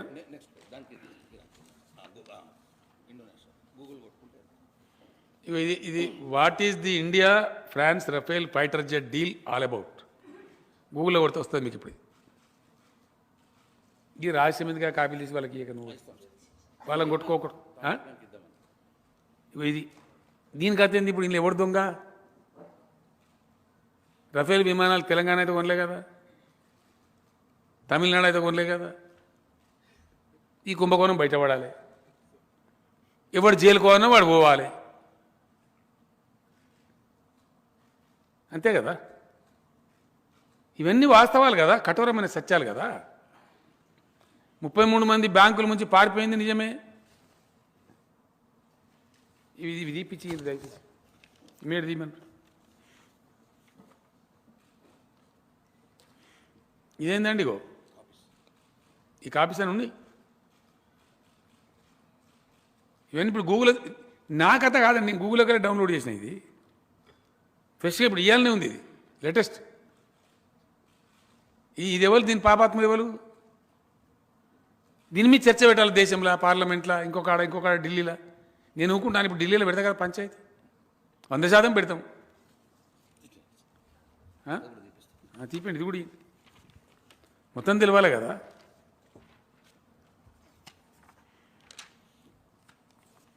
ఇట్లా ప్రతిపక్షాల పట్ల అసహన వైఖరి, ఓడిపోతే ఓటమిని అంగీకరించం, ఒప్పుకోం, గోల్మాలు దింపుతాం, పరేషాన్ చేస్తాం. అవేంటి దాని పేరేంది, ఈడీ పెడతాం, సిబిఐ పెడతాం, ఏదో తొక్క ఏదో ఉంటుంది అవన్నీ పెడతాం, ఆగమాగం చేస్తాం మందిని. ఇదా చేసినారు కదనండి. అప్రజాస్వామికమైనటువంటి ప్రజా నిర్ణయాలను వ్యతిరేకించేటువంటి, ప్రజా నిర్ణయాలను గౌరవించే కనీస సంస్కారం లేనటువంటి ప్రభుత్వం నరేంద్ర మోడీ ప్రభుత్వం, భారతీయ జనతా పార్టీ. ఒకప్పుడు నిజంగానే వాజ్పేయి గారి నాయకత్వం, ఇంకో నాయకత్వం ఉన్నప్పుడు కొంత నమ్ముదురు జనం, కొంత నీతి ఉన్నది వెలుగు అంటే కొంత నమ్ముదురు, సిద్ధాంతం ఉంది. సిద్ధాంతంలో మా అంతా వాటికి గంగలు కలిపేసి భారతదేశం సాక్షిగా, మనందరి సాక్షిగా ఎన్నికలలో గెలవకున్నా కానీ పరిపాలన చేసే సిగ్గులేని ఒకటే ఒక పార్టీ బీజేపీ ఇవాళ ఇండియాలో. మేము గెలవం కానీ పరిపాలిస్తాం, మాకు సిగ్గు లేదు ఎగ్గు లేదు, మమ్మల్ని ఇవ్వలేము అనద్దు. ఇది లెక్క. మనందరం చూసాం కదనండి, కర్ణాటకలో వీళ్ళు గెలవలే కానీ పరిపాలిస్తున్నారు, మధ్యప్రదేశ్లో గెలవలే కానీ పరిపాలిస్తున్నారు, గోవాలో వీళ్ళు గెలవలే కానీ పరిపాలించి నిన్నటి దాకా. ఆపద్ధర్మం మన ధర్మం వాళ్ళ గవర్నమెంటే ఉంది. మణిపూర్లో వీళ్ళు గెలవలే పరిపాలిస్తున్నారు, మహారాష్ట్రలో వీళ్ళు గెలవలే మబ్బుల 3 కోటంగా దొంగ ప్రమాణ స్వీకారం చేయించారు. తెల్లాటలకు ఆయన వాళ్ళు ఎదురంతే ఎల్లెంకల వాళ్ళు సిగ్గుమానం తీసుకున్నారు. ఇదంతా జరిగిన కథనే కదా. మహారాష్ట్రలో ఘోరంగా దెబ్బల పడదు కాదా బీజేపీ, పరువు పోలేదా? మహారాష్ట్రలో బీజేపీ ఆయన నాటకం మీద మాట్లాడదామా, చర్చ రేపు పెడదామా? ఇది మంచి పద్ధతేనా? ఓటమిని అంగీకరించే సహనం ఉండాలి రాజకీయాల్లో. అన్ని గెలవం, కొన్నిసార్లు ఓడిపోతాం. రాజకీయం అన్న తర్వాత, ఎన్నికలు అన్న తర్వాత అక్కడ ఉండబడే పరిస్థితులను బట్టి కొన్ని గెలుస్తాం, కొన్ని ఓడిపోతాం. గెలిచినంత మాత్రాన గర్వం ఎందుకు, ఓడినంత మాత్రానికి ఈ అసహన వైఖరి ఎందుకు నాకు అర్థం కాదు. ఈ అడ్డదారులు ఎందుకు? దేశాన్ని, భారతదేశాన్ని నడిపించే పద్ధతి ఇదేనా? ఈ పద్ధతిలోనైనా ఈ దేశం బాగుపడేది? అన్ని రంగాలు నిర్వీర్యమైనవి, అన్ని రంగాలు. సబ్సిడీలు కట్ చేస్తూ ఉన్నారు, పేదలను నోరు కొడతా ఉన్నారు. మళ్ళీ ఇప్పుడు బీజేపీ గవర్నమెంట్ గొడ్డల భుజం మీద పెట్టుకొని తిరుగుతున్నది. యూపీ ఎలక్షన్లో ఓటు డబ్బాల పడ్డ తెల్లారే పెట్రోల్ రేటు మళ్ళీ వేస్తారు. టీవీ మిత్రులు రికార్డులో పెట్టి నేను ఇవాళ అంటున్నా, మీకు ఇది నిజంగా కాకపోతే నన్ను పట్టుకోరు మీరు.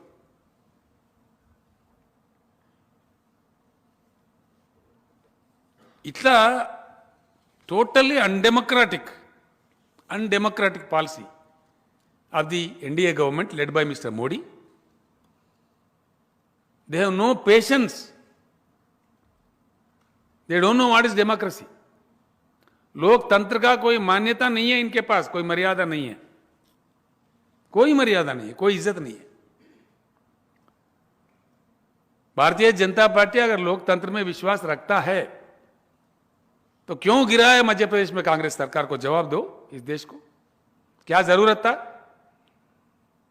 आपको पेशेंट रहना चाहिए था, देखना था, उनको मौका देना चाहिए था 5 साल सरकार चलाने का. क्यों गिरा है कर्नाटक में सरकार, जहां आपको मैंडेट नहीं मिला? क्या जल्दीबाजी थी? इतने क्यों भूखे थे अधिकार के? ये गलत बात नहीं है? ये लोकतंत्र के विरोध चर्या नहीं है? इसका क्या जवाब है? इस पे चर्चा करो. नहीं करते. इसको भी तोड़ मरोड़ के बोलेंगे, इसको भी घुमा के बोलेंगे, व्हाट्सएप यूनिवर्सिटी में इसको अलग रंग से बताएंगे. ये तरीका है?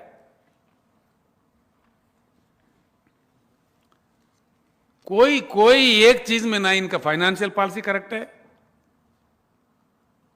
क्यों माफी मांगे भाई किसानों से?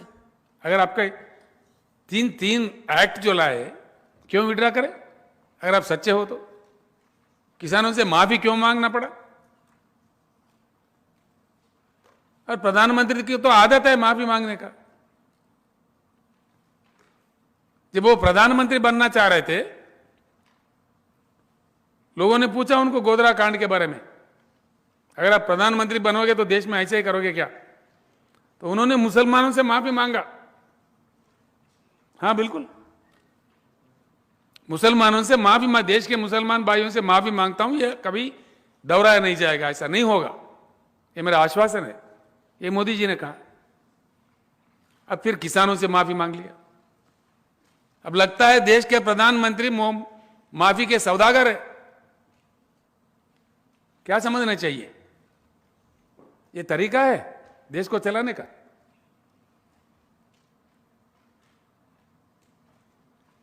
फिर अभी बीजेपी के लोग कह रहे हैं कि भाई काली चुनाव था, हमने इसको बंद रखा है, फिर से लाएंगे, कहते जा रहे कि ये तरीका है देश को चलाने का। बिल्कुल नहीं। इनको, इनका राजनीति भी इतना गलत अंदाज में, इतना नासमझी से करता है, बिल्कुल बेकार, बिल्कुल एकदम। अरे भाई आप अमेरिका गए प्रधानमंत्री जी, हाउडी मोदी, अमेरिका चुनाव से हिंदुस्तान को क्या लेना देना है भाई? अमेरिका चुनाव क्या अहमदाबाद म्युनिसिपल कॉर्पोरेशन का इलेक्शन है? क्या तमाशा था? कोई भी समझदार प्रधानमंत्री क्या किसी दूसरे देश के इलेक्शन में, चुनाव में प्रचार करते क्या? ये विदेशी नीति है क्या हमारा? कितना बड़ा नुकसान होता है, वो भी अमेरिका जैसे देश में जाके, वहीं जाके कह दिया अब की बार ट्रंप की सरकार, हाँ? अब की बार ट्रंप की सरकार। It's a total strategic mistake of mister Narendra Modi and this BJP government. It's a rubbish. सुनिए आप लोग वो क्या कह रहे थे।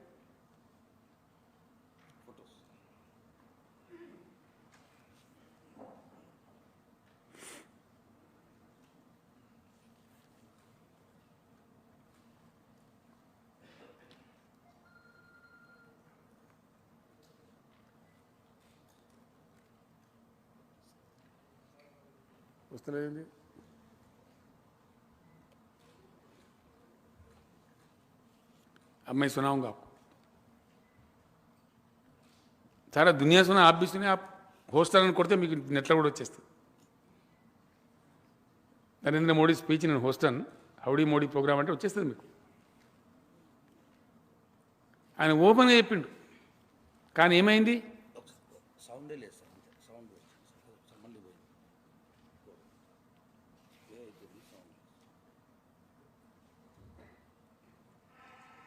अब की बार ट्रंप सरकार,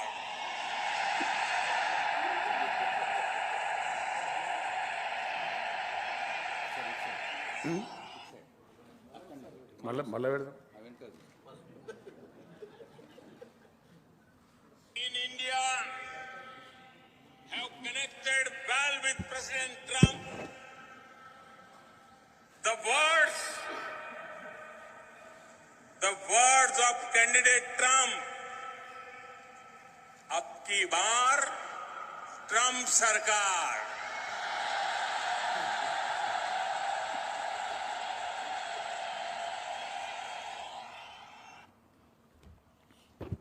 Is it not a strategic mistake of a prime minister of a country?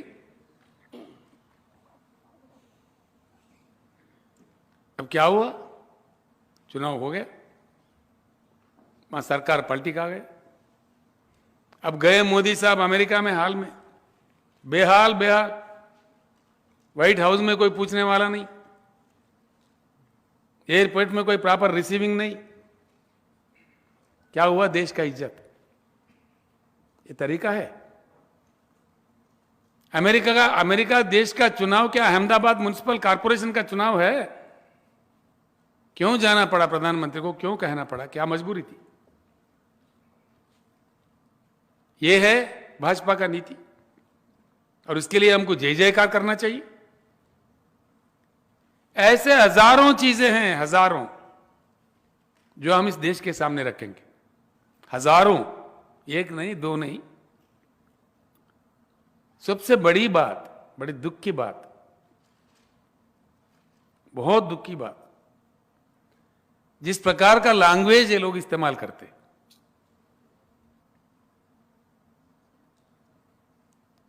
किसी का कोई मान्यता नहीं है इस देश में। कितना गंदे गंदे बातें करते लोग, जिसको चाहे जो चाहे कह दो, जो मन में आए कह दो, गालियां दे दो।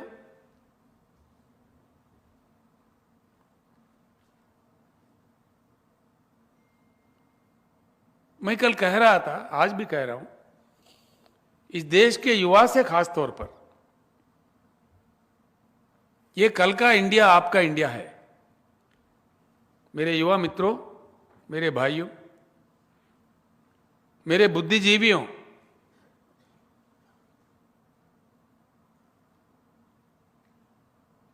दया करके सोचिए क्या हो रहा है हमारे बेंगलुरु में, हमारे कर्नाटक में। नौजवान बच्चों को क्या सिखाया जा रहा है। इतना बड़ा हेट्रेड, ये कहां जाएगा हिंदुस्तान। तेलंगाना 7 साल पहले जहां किसानों का आत्महत्या होता था, माइग्रेशन होता था, पीने को पानी नहीं मिलता था, बिजली नहीं आती थी, सिंचाई के लिए पानी नहीं थी, बहुत बेहाल थी। 7 साल के कड़ी मेहनत के बाद एक अच्छा संस्कार पूर्वक गंगा जमुना तहजीब को अमलावरी करने के बाद क्या देखने को मिल रहा है तेलंगाना में। हमारा पर कैपिटा इनकम बढ़ गया, हम धनवान राज्य बन गए, हमारे पास 0 के नीचे है अनएम्प्लॉयमेंट, एम्प्लॉयमेंट अपॉर्चुनिटी मिल रहा है, इन्वेस्टमेंट्स आ रहे हैं, इंडस्ट्री की बढ़ोतरी हो रही है, आईटी की बढ़ोतरी हो रही है, रियल एस्टेट बढ़ रही है, मौके मिल रहे हैं बच्चों को। ये क्यों मिल रहे हैं? हमारे मंत्रिमंडल, हमारे एमएलए, हमारे एमपी, हमारे अफसर सब मिलकर एक अच्छा खासा माहौल यहां पे बनाए। ए proper echo has been built in the state of Telangana. Once this echo is ruined with a bloody unwanted religious silly fight, if you lose the echo of Hyderabad, if you are going to lose the echo of Telangana, कौन आएगा यहां निवेश करने के लिए? Who will invest? Who will come? Please think. It is time for the youth to think. इस देश के युवा का ये फर्ज है, ये भविष्य आपका है, देश आपका है। हमारे आज अफगानिस्तान में जाके किसी को कहो इंडस्ट्री लगाओ, कोई लगाएगा? कौन जाएगा अफगानिस्तान? उल्टा पैसा दो तभी नहीं जाएगा। क्यों? जहां शांति रहता है, जहां अच्छा माहौल रहता है, जहां एक दूसरे को प्यार करते हैं, जहां प्यार मोहब्बत वाला एक वातावरण बना रहता है, वहां जाता है। आप हर जगह मजहब के नाम, धर्म के नाम अंगार लगा दे रहे, ये क्या तरीका है? कौन नहीं मानता भाई भगवान को इस देश में? कितने लाखों मंदिर है गांव में, लाखों मंदिर है हमारे पास, हर दिन मंदिर बनते रहता। कौन पूजा नहीं करता भगवान का? हर कोई करता, लेकिन भगवान के नाम पे, धर्म के नाम पे हिंसा, ये हेट्रेड, क्या करना है आप? इस देश को किधर ले जाना चाह रहे हैं? आखिर ये प्रवृत्ति यहां तक जा रहा है। खुलेआम राज्यसभा में मैंने सुना माननीय प्रधानमंत्री को कहते हुए कि पूरे कांग्रेस यहां अर्बन नक्सलेट बन गए। अरे बाप रे, बड़ा दुख की बात है, बड़ा चिंता की बात है। हर पार्टी अगर नक्सलेट बन गए तो क्या बात है, जिसको चाहे आप स्वीपिंग रिमार्क करो। चिंता का विषय तो देश के लिए यह है कि भाजपा के नेताओं का दिमाग खराब हो गया। यह चिंता इसका है। हमें देश को आज चिंता करना चाहिए, जितना जल्दी भगाओ भाजपा को तो उतना देश के लिए अच्छा है। ये डिवाइसिव पॉलिटिक्स खेलने वाले, देश को विभाजन करने वाले, इनको जितना जल्दी स्विच ऑफ करो तो उतना ही देश के लिए अच्छा है। 100%। कौन चाहता भाई हर रोज गड़बड़ हो, हर रोज फायरिंग हो, पुलिस कर्फ्यू हो, लाठी चार्ज हो? हम ये चाहते हैं या कोई नया उद्योग आए, नया इंडस्ट्री आए, नए नौकरी मिले? ये चाहते हैं। क्या चाहते हैं हम लोग? किसान ज्यादा उगाए, अच्छे पैसे कमाए, ये चाहते हैं कि किसान अपना उगाए, अपने पैदावारी नहीं ला सके मार्केट में, जो कि कर्फ्यू है, गड़बड़ है, आंदोलन है? क्या चाहेंगे हम लोग? ये देश क्या चाह रहा है? शांतिपूर्वक जीवन चाह रहा है कि धर्म पे नाम पे दंगे चाह रहा है?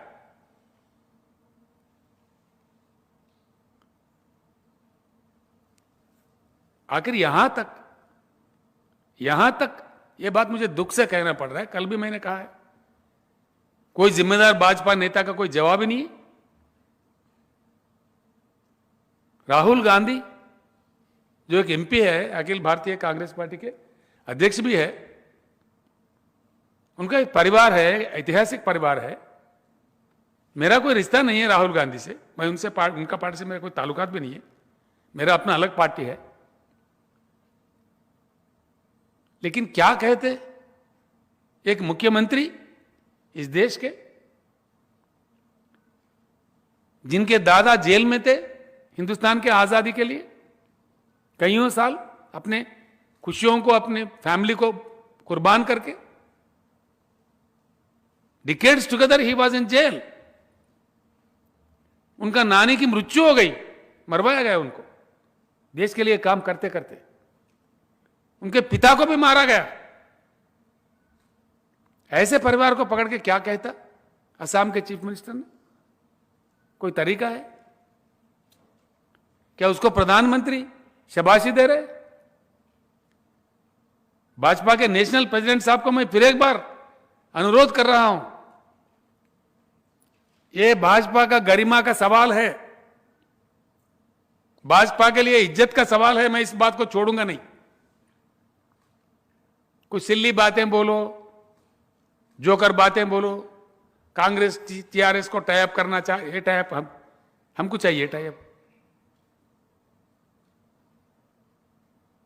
हम सक्षम हैं अपने जगह। दो चुनाव हमने बगैर किसी अलायंस के लड़े, हम अपने बल पे जीत के आए। ये तरीका है बोलने का? माफी मांगना चाहिए अगर शर्म है तो। इस आदमी ने कहा, उनसे कहो कि माफी मांगे। या क्या समझेंगे बीजेपी का क्या यही संस्कार है? ऐसे कहने वाले चीफ मिनिस्टर को आप माफ करेंगे? इसका प्रोत्साहन करेंगे आप? ఈ విధంగా మాట్లాడే వాళ్ళను, ఈ పార్టీని ఏం చేయాలి? దయచేసి ప్రజలు ఆలోచించేయాలి. ఇట్లా మాట్లాడవచ్చునా? ఒక ముఖ్యమంత్రి, ఒక నాయకుడిని పట్టుకొని, ఒక ఎంపీని పట్టుకొని, ఒక చరిత్ర ఉన్నటువంటి కుటుంబం నుంచి వచ్చిన వాళ్ళని పట్టుకొని, నువ్వు ఏ తండ్రికి పుట్టినావు అని అడిగేటువంటి కుసంస్కారంతో ఉండొచ్చునా? ఈ పద్ధతేనా? ఎంతవరకు కరెక్ట్ అండి ఇది? ఏమనిపిస్తుందండి? ఇది దేశమానండి? No, sorry, very sorry. And దీన్ని భారతీయ జనతా పార్టీ ప్రోత్సహిస్తుందానండి? దయచేసి మీకు చేతులెత్తి నేను మిమ్మల్ని కూడా వేడుకుంటున్నా, మీరు వెంటాడాలి వాళ్ళని దయచేసి ప్లీజ్. ఇది కాదు మన సంస్కారం, మన దేశ సంస్కృతి కాదు ఇది. ఇది నేర్పలే మనకి ఇవ్వలు. ఎక్కడ చెప్పినండి మనకి ఇట్లా? ఇది too much intolerable. I'm very sorry for this. And we will continue to chase Bharatiya Janata Party. Yes, on this issue. We are not going to keep quiet.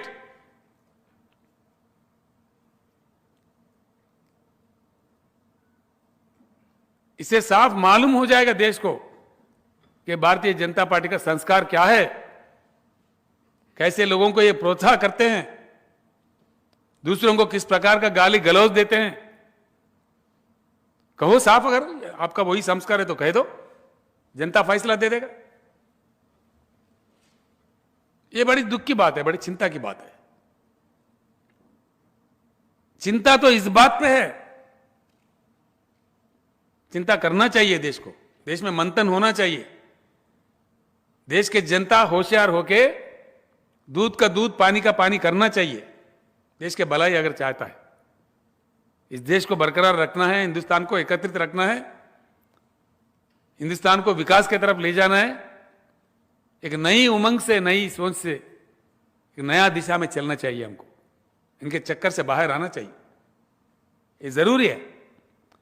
इस देश के माहौल के लिए जो माहौल, अच्छा माहौल है यहाँ पे, शांतिपूर्वक, प्रेम पूर्वक, उसको बनाए रखने के लिए देश के युवा सबसे पहले कमर कसीटना चाहिए, युवा को निकलना चाहिए, इनके गरीब में, इनके चक्कर में नहीं आना चाहिए। ये कहां ले जाएगा, क्या नतीजा होगा, इसका रिजल्ट क्या होगा।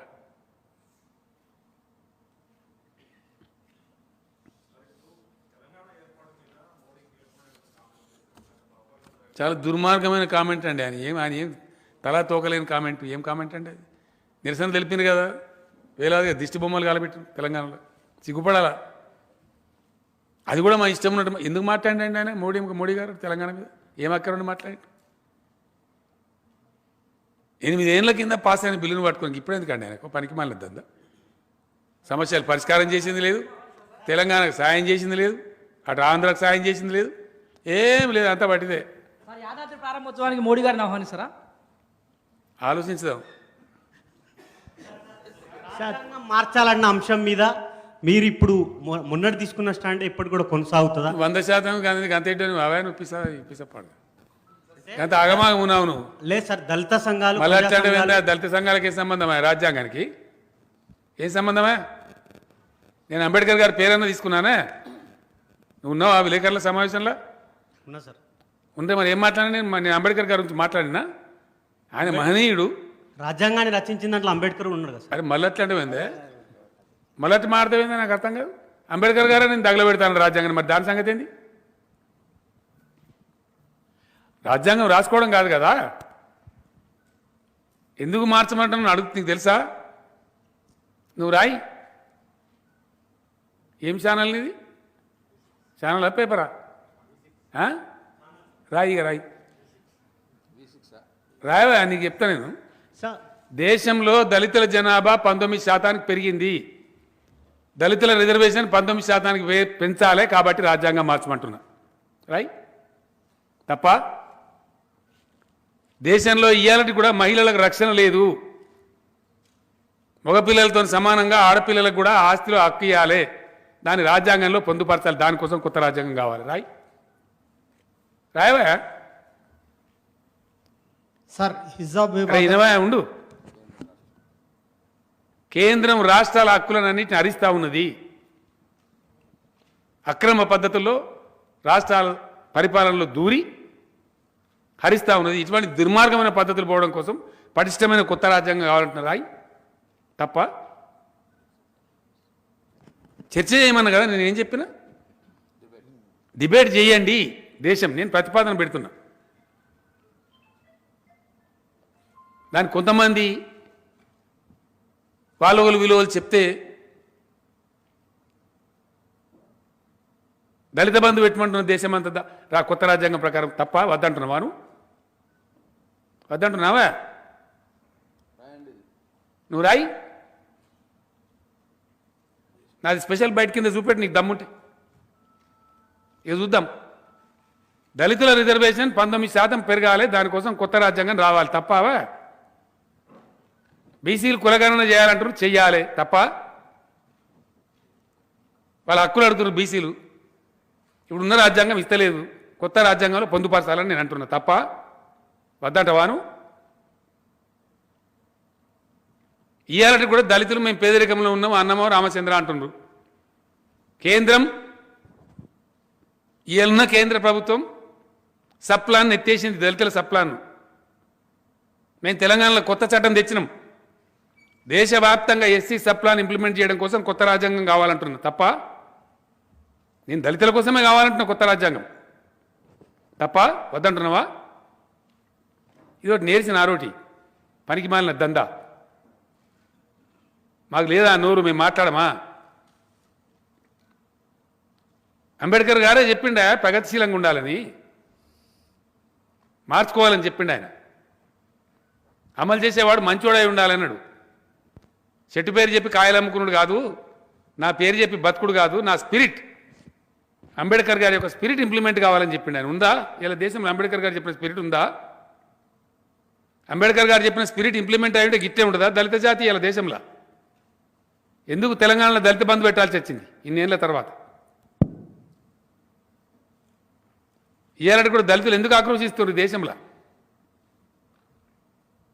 గుజరాత్లో ప్రధానమంత్రి స్వయంగా వహించే రాజ్యంలో దళితులు పెళ్లి చేసుకుంటే గుర్రం మీద పోయి పంపించే పరిస్థితి లేదు, కొడుతున్నారు, దాడులు చేస్తున్నారు. రెండవసారి జరిగింది, ఇందాక మొన్న వచ్చింది. మళ్ళా చంపేస్తున్నారు దళితులను.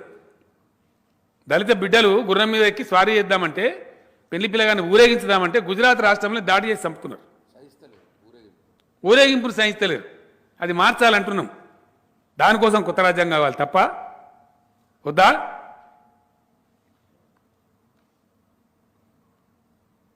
అందరికి రక్షణ ఉండాలి, దేశంలో అందరికి సమాన హక్కులు ఉండాలి, అందరికి సమాన బాధ్యతలు ఉండాలి. 77% సంపద 10% మంది దగ్గర కాదు. 77% సంపద 90% మంది దగ్గర ఉండాలని రాజ్యాంగం కావాలంటే తప్ప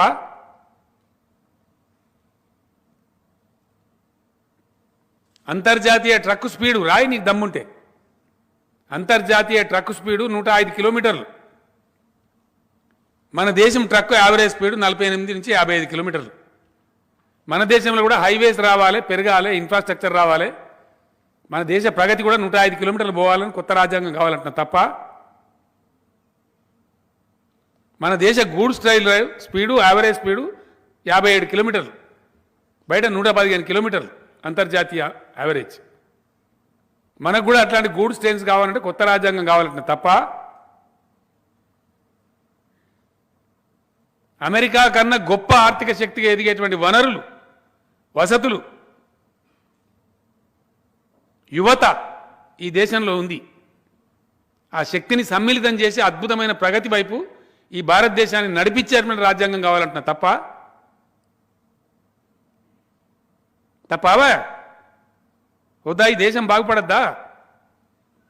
మన పక్కనున్న చైనా లాగా మన దేశం కూడా బాగుపడాలి అంటున్నాను నేను. దానికోసం అవసరమైన కొత్త చట్టం, కొత్త స్ఫూర్తి రావాలి. ఎన్ని రోజులు ఉందాం ఈ ముక్కిపోయిన బతుకులో? ఈ చిప్ప పట్టుకొని సంఘం తిరిగిలాగా ఎన్ని రోజులు తిరుగుదాం? దానికోసం రావాలి కొత్త రాజ్యాంగం తప్ప ఎక్కడిదో కాదు కదా. నీ కళ్ళ ముందు జరిగిన చరిత్ర నువ్వు లేవా తెలంగాణలో? నేను చెప్పిన తెలంగాణ వస్తే తెలంగాణ బాగుపడతాను, బాగుపడలే ఇయ్యాలా?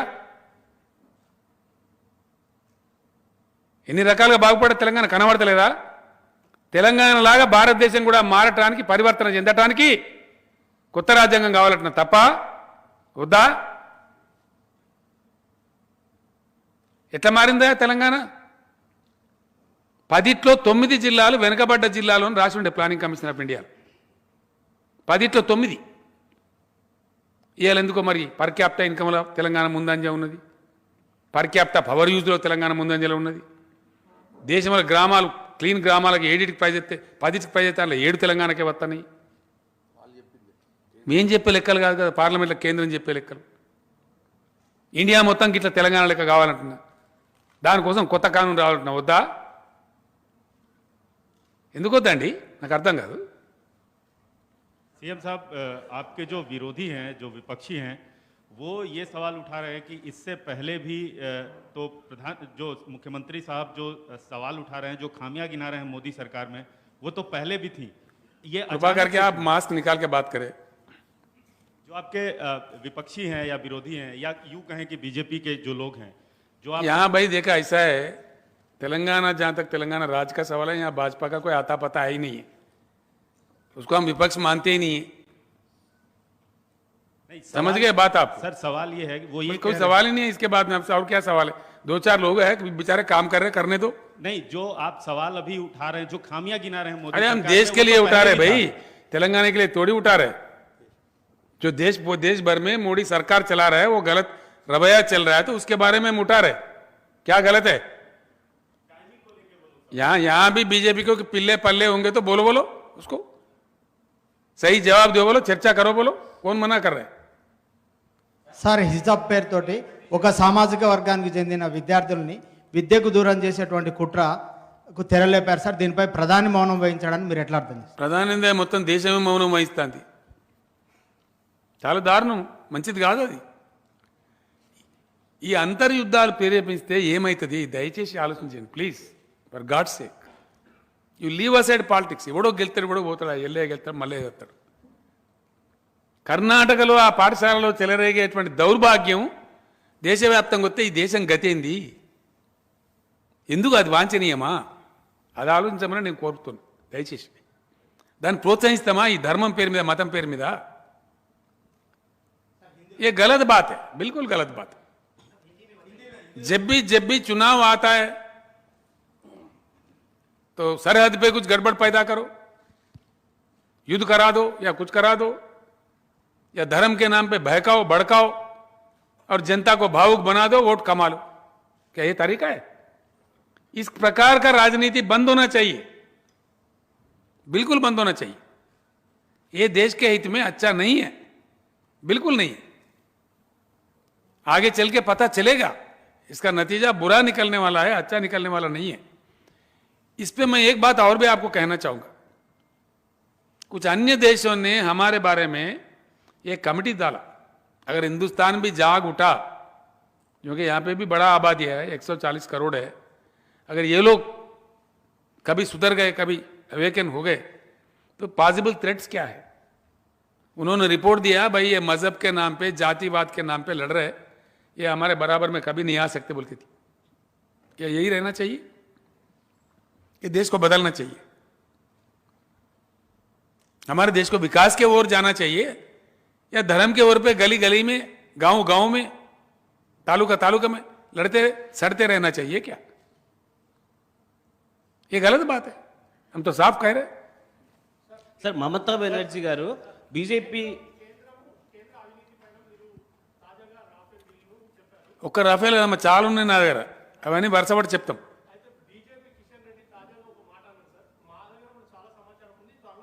ఇవ్వవద్దన్నారండి. Most welcome, most welcome. మేము 100% చెప్తున్నాం కదా, మోస్ట్ వెల్కమ్. నీ సమాచారం కాకపోతే నువ్వు దునియా చేసుకో, నువ్వు పిల్లి మొగ్గలు వేసుకో, ఇవ్వలేద్దంటుండే. మేము కూడా పవిత్రంగా ఉండాలని కోరుకుంటాం కదా. 100% సార్ బంగారం కాక తేలితే కదా నిజమైన బంగారం మీద, సొక్కం బంగారం మీద తేలేది. రావాలా, 100% రావాలా. సార్ మేము మీలాగా కాదు బాబు, అట్లా కాదు. మేము మీతో భ్రాంతిల భ్రమలో ఉన్నారు. 100% ఎస్ వీఆర్ ప్యూర్. మాకు అట్లా లేవు అక్రమాలు బక్రమాలు, మాకు అని పిచ్చి పిచ్చి కథలు మాకు లేవు. మేము అట్లా బ్రతకలేం. Yes we are upright. Sir Assam పశ్చిమ బెంగాల్లో గవర్నర్ వైఖరికి నిరసనగా మమతా బెనర్జీ బీజేపీయేతర సీఎంల మీటింగ్ పెడతామని కొద్దిసేపటి క్రితమే స్టాలిన్కి కాల్ చేశారు. నేనేమంటున్నా అంటే గవర్నర్ల వ్యవస్థనే మంచిగా పనిచేస్తలేదని చెప్పి సర్కారీ కమిషన్ కానీ మరొకరు కానీ ఘోరంగా చెప్పిండ్రు. అసలు ఈ వ్యవస్థ ఇట్లా ఉండకూడదు, వీళ్ళు చాలా ఇబ్బందులు పెడుతున్నారు, మంచిది కాదని కూడా చెప్పిండ్రు. మరి బీజేపీ గవర్నమెంట్లో గవర్నర్ల వ్యవస్థ ఇంకింత ఎక్కువ దుర్వినియోగం అవుతా ఉంది. చాలా దురదృష్టం. తప్పకుండా దాని మీద ఆలోచన జరగాల్సింది. ఎందుకంటే ఉత్తరాఖండ్లో కూడా గవర్నమెంట్ బర్తరఫ్ చేస్తే హైకోర్టు తీర్పు ఇచ్చింది అక్కడ కరెక్ట్ కాదని చెప్పి, మళ్ళీ రిస్టోర్ చేసింది గవర్నమెంట్. కాబట్టి గవర్నర్ వ్యవస్థ దుర్వినియోగం జరగడం అనేది ఏ రకం కూడా మంచిది కాదు. ఎవరికి వాళ్ళు వాళ్ళ గౌరవంగా బతకాలి. నేను స్టాలిన్ గారి ట్వీట్ నేను కూడా చూసిన. రాజ్యాంగ పదవులలో ఉన్నవాళ్ళు అంత సంయమనం పాటించాలి, ఓపిక అవసరం, ఒకరినొకరు గౌరవించుకోవాలి, అట్లా ఉండాలి. అంటే బీజేపీయేతర ముఖ్యమంత్రుల సమావేశం ఏర్పాటు చేశారు సార్. మమతా బెనర్జీ స్టాలిన్ కూడా కాల్ చేసి ఇన్వైట్ చేశారు. మీకు నాకు ఇప్పటివరకు సమాచారం లేదు, ఉంటే ఆలోచన చేద్దాం. సార్ మీరు నిన్నటి నుండి కాంగ్రెస్ ని సపోర్ట్ చేస్తారు కాబట్టి నేను టీఆర్ఎస్ కాంగ్రెస్ సపోర్ట్ చేస్తలేను, రాహుల్ గాంధీ మీద చేసిన నిందను ఖండిస్తున్నా. Neither I'm supporting Congress Nar I'm supporting anybody. Sorry, మీరు చేసిన కామెంట్లతో నేను ఏమంటున్నా అంటే అది ఏదో ఎవరికి పడితే వాడు ఏదో అనుకుంటాడండి. నేను స్ట్రేట్గా చెప్తున్నా కదా, నిజాయితీగా ఈ దేశంలో ఒక పౌరునిగా ఇది పద్ధతి కాదు అని నేను మాట్లాడుతున్నాను. ధర్మం కాదు, పద్ధతి కాదు. నేను ఏమంటున్నాను, నువ్వు విధవాను, నువ్వు అసమర్థునివను, అవివేకమను, చేత కాదను, అట్లా ఉంటుంది. కానీ ఇదేం పద్ధతి అండి? ఇది గట్లా మాట్లాడచ్చునా? అదేం పద్ధతి? ఎవ్వరు చేసినా దుర్మార్గమేనండి. అది ఎప్పుడు చేసినా ఎవ్వరు చేసినా అది పద్ధతి కాదు. రాజకీయాల్లో అనుసరించాల్సిన పద్ధతి అది కానే కాదు. అది ఖండనీయం, దుర్మార్గం. దాన్ని సహించడం అనేది మన దేశానికి మంచిది కాదు, మన సమాజానికి మంచిది కాదు. సార్ ఇదే విషయం మీద బీజేపీ వాళ్ళు అంటున్నారు, తెలంగాణ ఉద్యమం సమయంలో కేసీఆర్ కూడా సోనియా గాంధీని అవమానించే విధంగా నేను ఇండియాలో ఇటలీ బొమ్మ అనే ఇట్లా నేను ఎవరు మాట్లాడలేదు, నేను అసలు మాట్లాడలేదా బాబు, నాకు ఆ భాష రానే రాదు. నేను హార్ష్గా మాట్లాడతా, కోపానికి వస్తే ఉన్నది చెప్పడానికి గట్టిగా మాట్లాడి చెప్తాం. కానీ ఈ దుర్మార్గమైన నిన్న అస్సాం ముఖ్యమంత్రి మాట్లాడిన దుర్మార్గం నా జీవితంలో కూడా నేను మాట్లాడే అటువంటి అవసరం కూడా లేదు మాకు. అర్థం కాలేదండి. ఆమెకి ఎందుకు, ఆమె నిన్నగాక మనం మంచిగా గెలిచింది ఆమె. సార్ ఇక్కడ sir I'm Ravikanth Reddy from the Hindu sir. Sir మీ స్పీచ్లో ఒక మాట అన్నారు, this country will not survive if BJP continues అని. This country will not survive if BJP continues to be in power అని. This country will be ruined. Yeah, that's what, it will not survive as well. No, ruined. Yeah, ruined sir. Okay, so దానికి are you willing to work with Congress, with whom you have been, maintaining quite a distance? See, I cannot predict anything like that. All forces have to unite and shunt out BJP. इनको भगा दो पहले, बाद में जो होता, process में जो होता, कौन किससे काम करता, कौन क्या काम करता, वो बात अलग है. Please understand, right, Mr. Ravikant, I think you are a senior journalist, please understand. इसमें से ఈ చిల్లర రాజకీయాల నుంచి అర్థాలు తీసి వీనికి వానికి ముడిపెట్టి వానికి గాది కాదండి. నేను మాట్లాడే చాలా పెద్ద బ్రాడ్ ఎజెండా. ఈ దేశం ప్రాసెస్లో ఏమైతే ఎవరికి తెలియదు, ఎవరు ఏం చేస్తారో తెలియదు. ఎవరో ప్రధానమంత్రి కావడం కోసం పనిచేయడం దుర్మార్గం అండి, అది కాదు. No, that should not be the agenda. Yes, ఈ దేశంలో పుట్టినాం కాబట్టి, ప్రజా జీవితంలో ఉన్నాం కాబట్టి, స్పందించే గుణం ఉంది కాబట్టి, మంచి జరగనప్పుడు దాన్ని ఖండించు, నేషనల్ ఎజెండా సెట్ చేయి. ఏదో అయ్యేది జరిగేది జరుగుతుంది. ఎవరు కలుస్తారు, ఎవరు ఏం మాట్లాడతారు, అదంతా జరుగుతుంది process. What will happen, let us see. We cannot predict anything now. అవి ముడిపెట్టి అవి ముందరికి తెచ్చి మిగతా చేయడం అనేది కరెక్ట్ కాదు. అసలు సంగతి ఏంటంటే, నేను మాట్లాడింది బీజేపీ దౌర్భాగ్యంగా పరిపాలన, బీజేపీ పరిపాలన జరుగుతున్న అరాచకం. Let us debate that. అది that should take the centre stage. There after what will happen, who will unite, who will not unite, who will disunite, that's altogether different story. Because different political parties, different people are pursuing in their own method. A time may come. అన్నిటిని మించి brother, నేను ఏమంటున్నాను, దయచేసి మీకు ఒక సూత్రం చెప్తాను. తెలంగాణ కోసం నేను ఉద్యమం ప్రారంభించిన నాడు మేము ఒక పందా వేసుకున్నాం. మేము వ్యక్తులను, గ్రూపులను, పార్టీలను పర్స్యూ చేయలే, ప్రజలను పర్స్యూ చేసినాం, ప్రజలను కదిలించాం. ప్రజా కదలికలు వచ్చినాడు పార్టీలు, నాయకులంతా మోకాల మీద దొరుకుతారు దాన్ని ఎంబడబడి. మీరు కళ్ళారా చూసినారు, మీరు, నేనే సాక్ష్యం. రవికాంత్ రెడ్డి గారు, నేను కఠోరమైనటువంటి సమైక్యవాదిని, సమైక్య రాష్ట్రంలోనే సమగ్రాభివృద్ధి అని చెప్పిన చంద్రబాబు నాయుడు జై తెలంగాణ అనలే, సిపిఐ పార్టీ అనలే, ఇంకా ఎన్నో పార్టీలు అనలే. ఎందుకు? జనం కదిలింది కాబట్టి.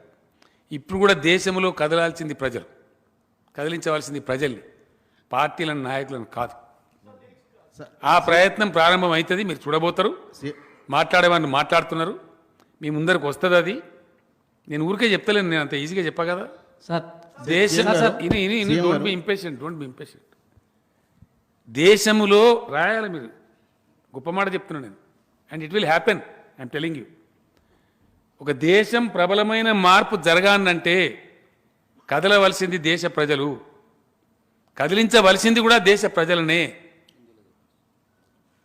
किसी देश को सही तरीके से परिवर्तित होना है तो परिवर्तित नेताओं को, पार्टियों को नहीं, जनता को परिवर्तित होना चाहिए, जनता को जागरूक होना चाहिए, जनता को प्रबंधन बन के लड़ना चाहिए।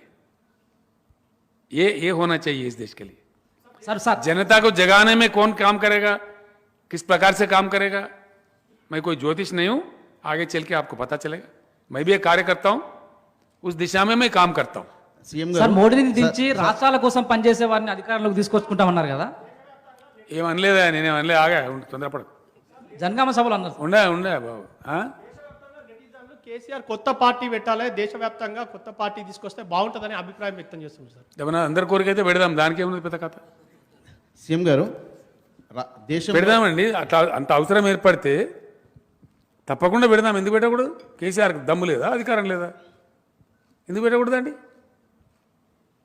మస్తు ఆత్మవిశ్వాసం లేని సన్నాసులు ఉంటారు ఎప్పుడు కూడా. నేను టీఆర్ఎస్ పెట్టినప్పుడు చూడలేదా, పిల్లి రాగాలు, కూని రాగాలు, మక్కల పుట్టింది, పబ్బల పోతుంది, పుబ్బల పోతుంది, తెలంగాణ అవుతుందంటవా అని మాట్లాడిన వాళ్ళని చూడలే. వాళ్ళంతే ఇలా, అరే ఆగవా, అంత ఇంపేషెంట్ ఎందుకు నువ్వు? ఇంకా గంట కూర్చున్నావు, ఎందుకు తొందరపడుతున్నావు? ఆగమాగం నువ్వు. టీఆర్ఎస్ పుట్టినాడు ఏమన్నారండి? ఇది ప్రజాస్వామ్యం బాబు. ప్రజలు అనుకున్న నాడు తలకిందులు అవుతాయి. పెద్ద ఇష్యూ. నిన్నోడు మాట్లాడుతున్నాడు కేసీఆర్ నీటి బొట్ట అంతగా, నీటి బొట్టేనే, మరి ఎందుకు భయపడతాను? నీటి బొట్టు లాంటి కేసీఆర్ నిందించే అక్కరేమున్నది నాకు అర్థం కాదు. అగో ఇవ్వాలనుకున్నారండి నాకు. నీలం సంజీవ్ రెడ్డి గారు ఆయన పుట్టగానే అనుకున్నారు నేను ప్రెసిడెంట్ ఆఫ్ ఇండియా అవుతాను. వాళ్ళు అనుకుంటారా? నేను ముట్టంగానే మా అమ్మ నేను అనుకున్నారా నేను తెలంగాణ రాష్ట్రం ఏర్పడుతుంది అని ముఖ్యమంత్రి అవుతాను? ప్రాసెస్లో పనిచేస్తూ ఉంటే ప్రజలు గుర్తించితే, అవకాశాలు దొరికితే పనిచేస్తారు. ఇప్పుడు కూడా ఏం జరుగుతుంది ఎవరికి తెలుసు? ఇప్పుడు మల్లారెడ్డి గారు పాలు అమ్ముకున్నాడు, ఆయన పైకి వచ్చిన మంచి కష్టపడి మంత్రి అయితే అనుకున్నారా? పేరు పెట్టినరా? డెఫినెట్లీ నువ్వు పనిచేస్తూ ఉంటే, ప్రజా జీవితంలో వస్తే, ప్రాసెస్లో పోతూ ఉంటే, కలిసి వస్తే, ప్రజలు గౌరవిస్తే, మన్నిస్తే, అవకాశాలు అవుతారు. ఏముందనలా? ఆయన చెప్పుడుగానే నరేంద్ర మోడీ గారు నేను రైల్వే స్టేషన్లో ఛాయ్ అమ్ముకున్నాను, ఆయన కాలేదా ప్రధానమంత్రి? అదే that is the beauty of democracy. అంతే కదా, అవకాశాలు వస్తాయి. పని చేస్తే, సిన్సియర్గా పోతూ ఉంటే, పర్సూ చేస్తూ ఉంటే అవకాశాలు దొరుకుతాయి. దాన్ని చాలా విషయాలు జరిగినాయి మన కళ్ళ ముందే. సినిమా యాక్టర్లు ముఖ్యమంత్రులు అయినరు, ఎంజీఆర్ గారు అయినరు, ఎన్టీఆర్ గారు అయినరు, కాలేదా? సందర్భం కలిసి వస్తే అయినరు. కానీ రాజకీయాలలో అందుకే నేను అనేది గర్వం పనికిరాదు, అహంకారం పనికిరాదు. అహంకారపూరితంగా మాట్లాడడం, వ్యాఖ్యలు చేయడం, ఎదుటివాళ్ళని నిందించడం మంచిది కాదు. క్రిటిసైజ్ చేయి, మీరు క్రిటిసైజ్ చేయొచ్చు, పాలసీని క్రిటిసైజ్ చేయొచ్చు. ఇప్పుడు నేను ఎవరైనా తిట్టానంటే బీజేపీని క్రిటిసైజ్ చేసినాను, షార్ప్ క్రిటిసిజం ఉంటుంది, డెఫినెట్గా ఉంటుంది. ప్రజలకు పోవాలి మెసేజ్ కాబట్టి తప్పకుండా నా లాంగ్వేజ్ నేను కమ్యూనికేట్ చేస్తా. చెప్పు తమ్ముడు ఏమన్నాను? పార్టీ ఉందని మీరు భావిస్తారు? నేను ఇంతగానం చెప్పినాక మళ్ళీ మొదటికి వస్తే అంటే పర్టికులర్ ఒక పార్టీ అంటే మీరు, నేను ఏమంటున్నా అంటే ఇంతగానం చెప్పిన తర్వాత రామాయణ మంత్రి రాముని సీతమంతి అంటే నీ కథ. What will happen I don't know, but things will happen, you will see it.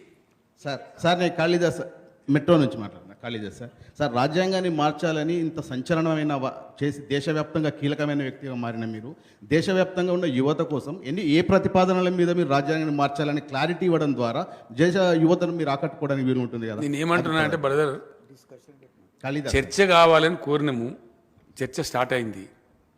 ఇవాళ మిత్రుడు అడిగితే నేను చెప్పిన, ఇంకా చాలా ఉన్నాయి. ఆయన అడిగితే నేను 2-3 చెప్పిన. రాజ్యాంగ మార్పు ఎందుకు అవసరం అనే దాని మీద పెద్ద కథ ఉన్నది. అది చిన్న విషయం కాదు.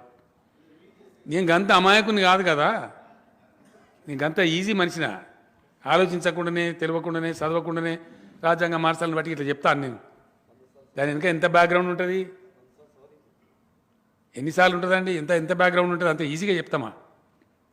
ఇన్నేళ్ళ రాజకీయ జీవితం పెట్టుకొని definitely it has a background. కాబట్టి సందర్భాన్ని బట్టి వస్తుంది కదా. మళ్ళీ నేను చెప్తున్నానండి, దేశం అనుకున్న పద్ధతిలో, చైనా మోడల్లో, సింగపూర్ మోడల్లో, ఇంకా పైకి వచ్చినటువంటి అభ్యుదయ పథంలో ముందుకు సాగుతున్న మోడల్లో పోవానంటే దేశంలో పరివర్తన రావాలి. ఈ పాత చింతకాయ పచ్చడి వ్యవహారంతో జరగదు. That is what I firmly believe.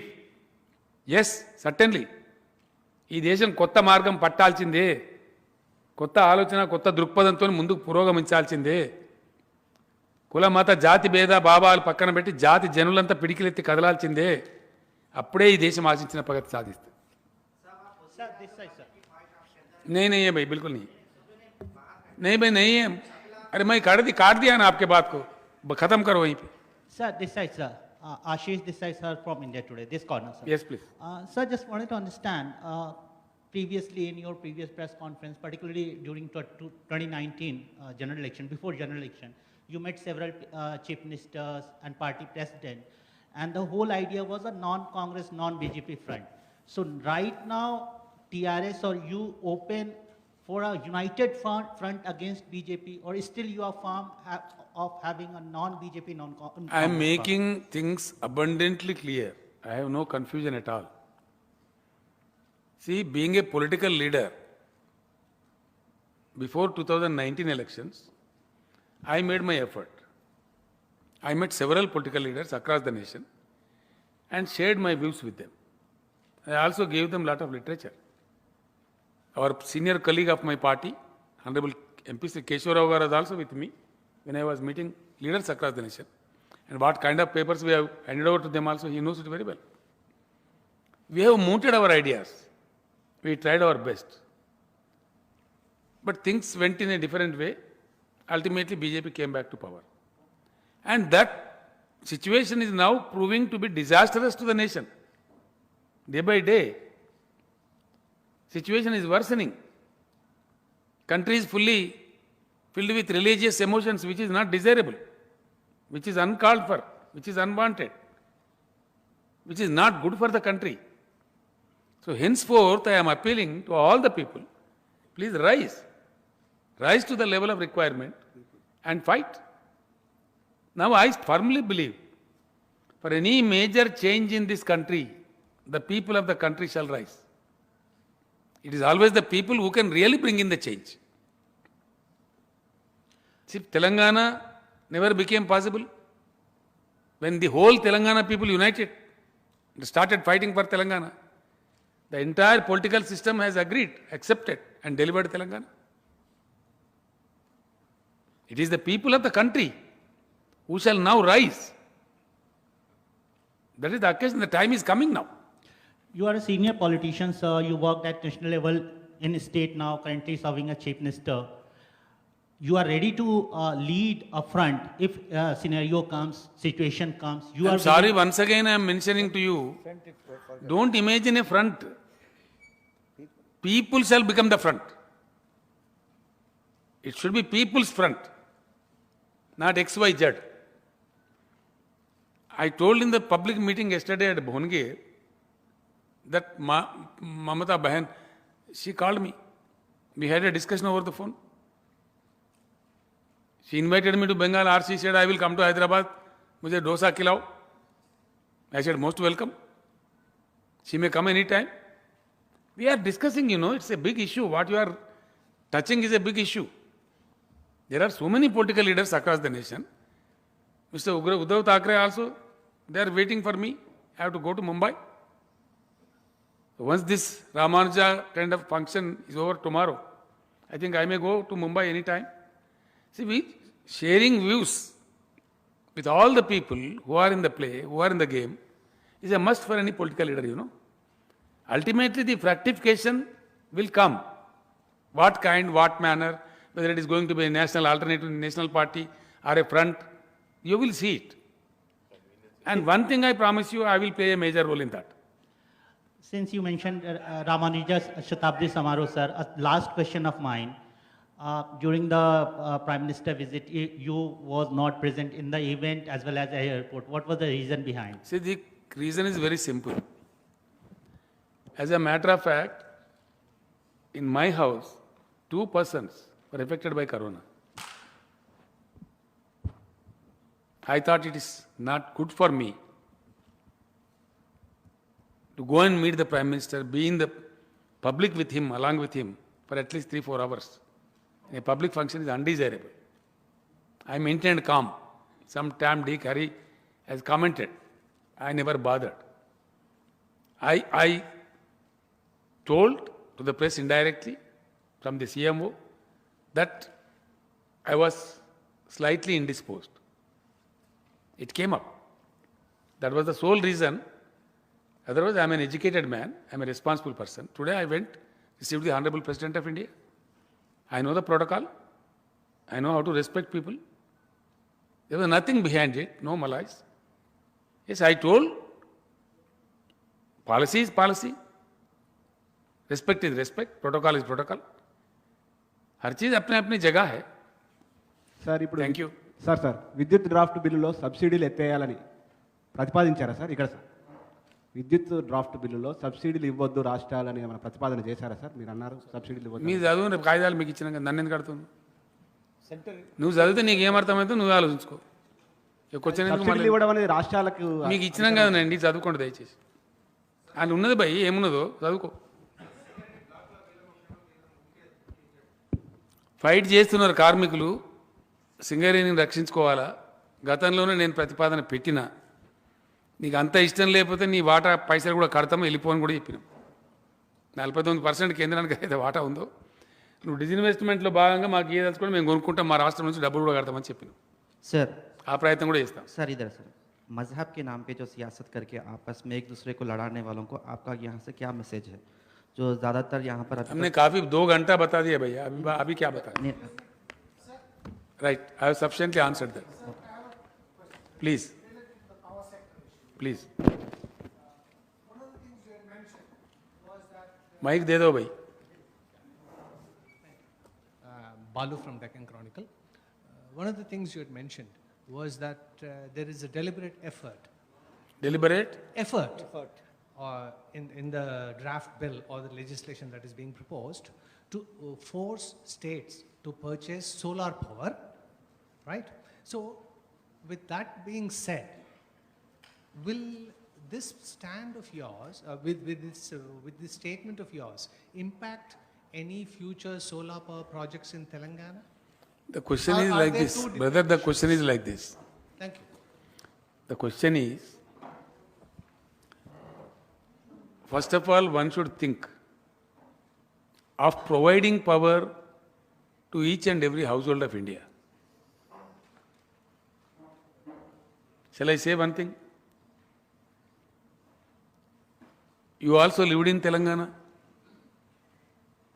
You are also a victim of a misrule of the combined state of Andhra Pradesh. Even I was a victim too. We were suffered for 30 long years. What happened? What magic was done by Mr. KCR? Please tell me. 1.5 साल के अंदर जगमगाता तेलंगाना संभव हुआ कि नहीं हुआ? अगर किया जाए, अगर हिंदुस्तान के सरकार दमदार है, मैं कह रहा हूं पूरे हिंदुस्तान 2 साल के अंदर जगमगाता हिंदुस्तान बनेगा. बना सकते हैं. Now I will answer your question. It's a blend of renewable energy and the farm energy. Everybody knows in the country, the power experts know it. We have no sufficient atomic power. We have a bit of hydel power, which is not so firm. Depends on the seasonal conditions. The country is totally now dependent on thermal power, which can be supplied 24 hours a day. Now the research is going on. We read among columns that severe research is underway, that nanotechnology is coming. A small battery can supply power to whole of Hyderabad city. If that breakthrough comes in, that is something great. Definitely, search continues for use of alternative fuels. It is proposed in the international conferences. It is proposed in the strategic development goals by the UNO that clean power shall be used, because the emissions which are released in the process of producing this thermal power and any other power, global warming is rising. With that concern, experts have advised to go for renewable energy, clean energy. Effort is afoot. Even Telangana, we had only 10 megawatts of solar power. Today we are at the rate of 4,000 megawatts of solar power. The effort will continue. It will no way hamper. My allegation against the government of India is that they are trying to corporatize, privatize the whole power sector. They are more interested in handovering the distribution companies to the private people. That is what we are condemning. Sir? Malaysian Garu? Sir, here. Some senior journalist is here.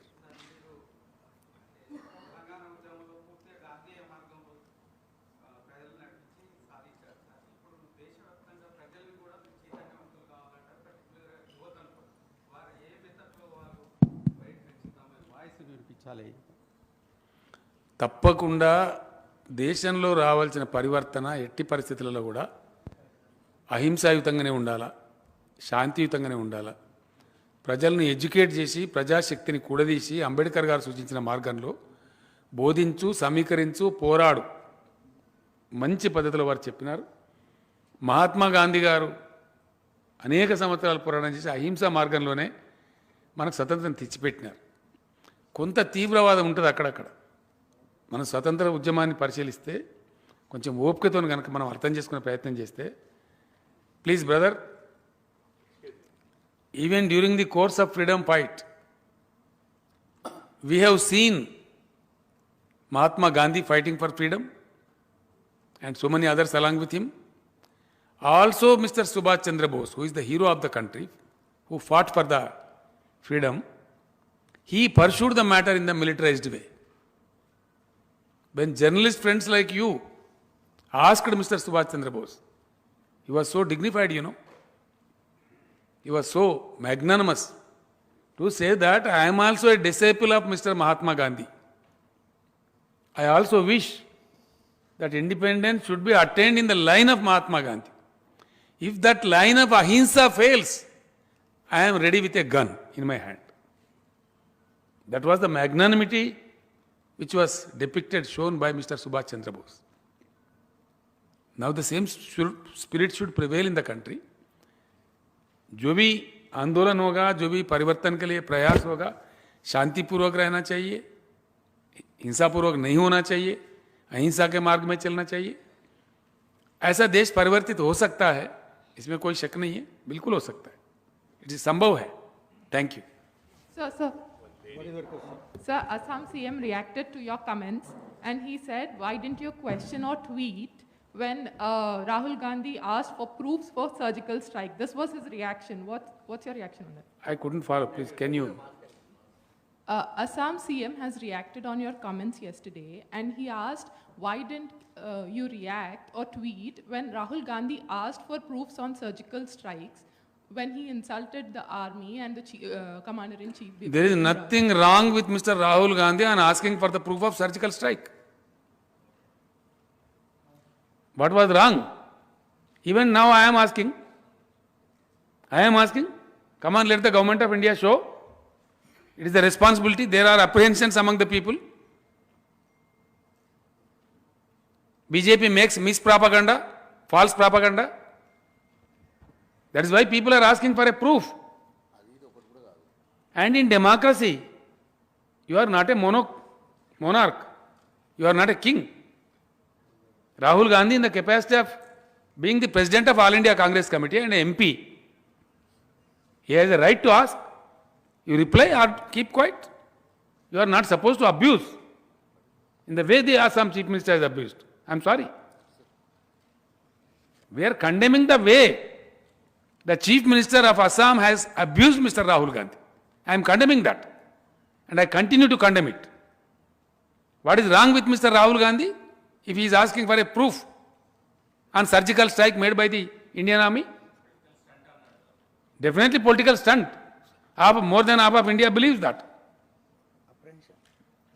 There is a popular apprehension. Because what is happening in this country, whenever there is an election in a state, there is some disturbance on the border and it is projected in a very heavy manner. Thereby some live losses, something. See, the Bharatiya Janata Party is in the habit. Most unfortunately, Mr. Rawat met with an accident and he died. Even his photographs are used with BJP jandas in Uttarakhand. What is this nonsense? How do we understand? It is such a third-class party. National flag ఉండాలా అక్కడ BJP party పెట్టి మీరు చూసినారు కదా టీవీలలో వచ్చింది కదా నా మాట కాదు కదా అందుకోసం అడుగుతున్నాడు ఆయన తప్పేంది and Bharatiya Janata party wants to use the surgical strike to meet its political ends then mister Rahul Gandhi and everybody even myself will question why not country will question border पे सरहद पे कोई लड़ रहा है तो हमारे जवान लड़ रहा है मर रहा है तो हमारा आर्मी लड़ रहा है हमारा आर्मी मर रहा है उसका क्रेडिट आर्मी को जाना चाहिए आर्मी को हम सबको सल्यूट करना चाहिए क्यों भाजपा को क्रेडिट मिलेगा भाई समझ में नहीं आता that is the logic thank you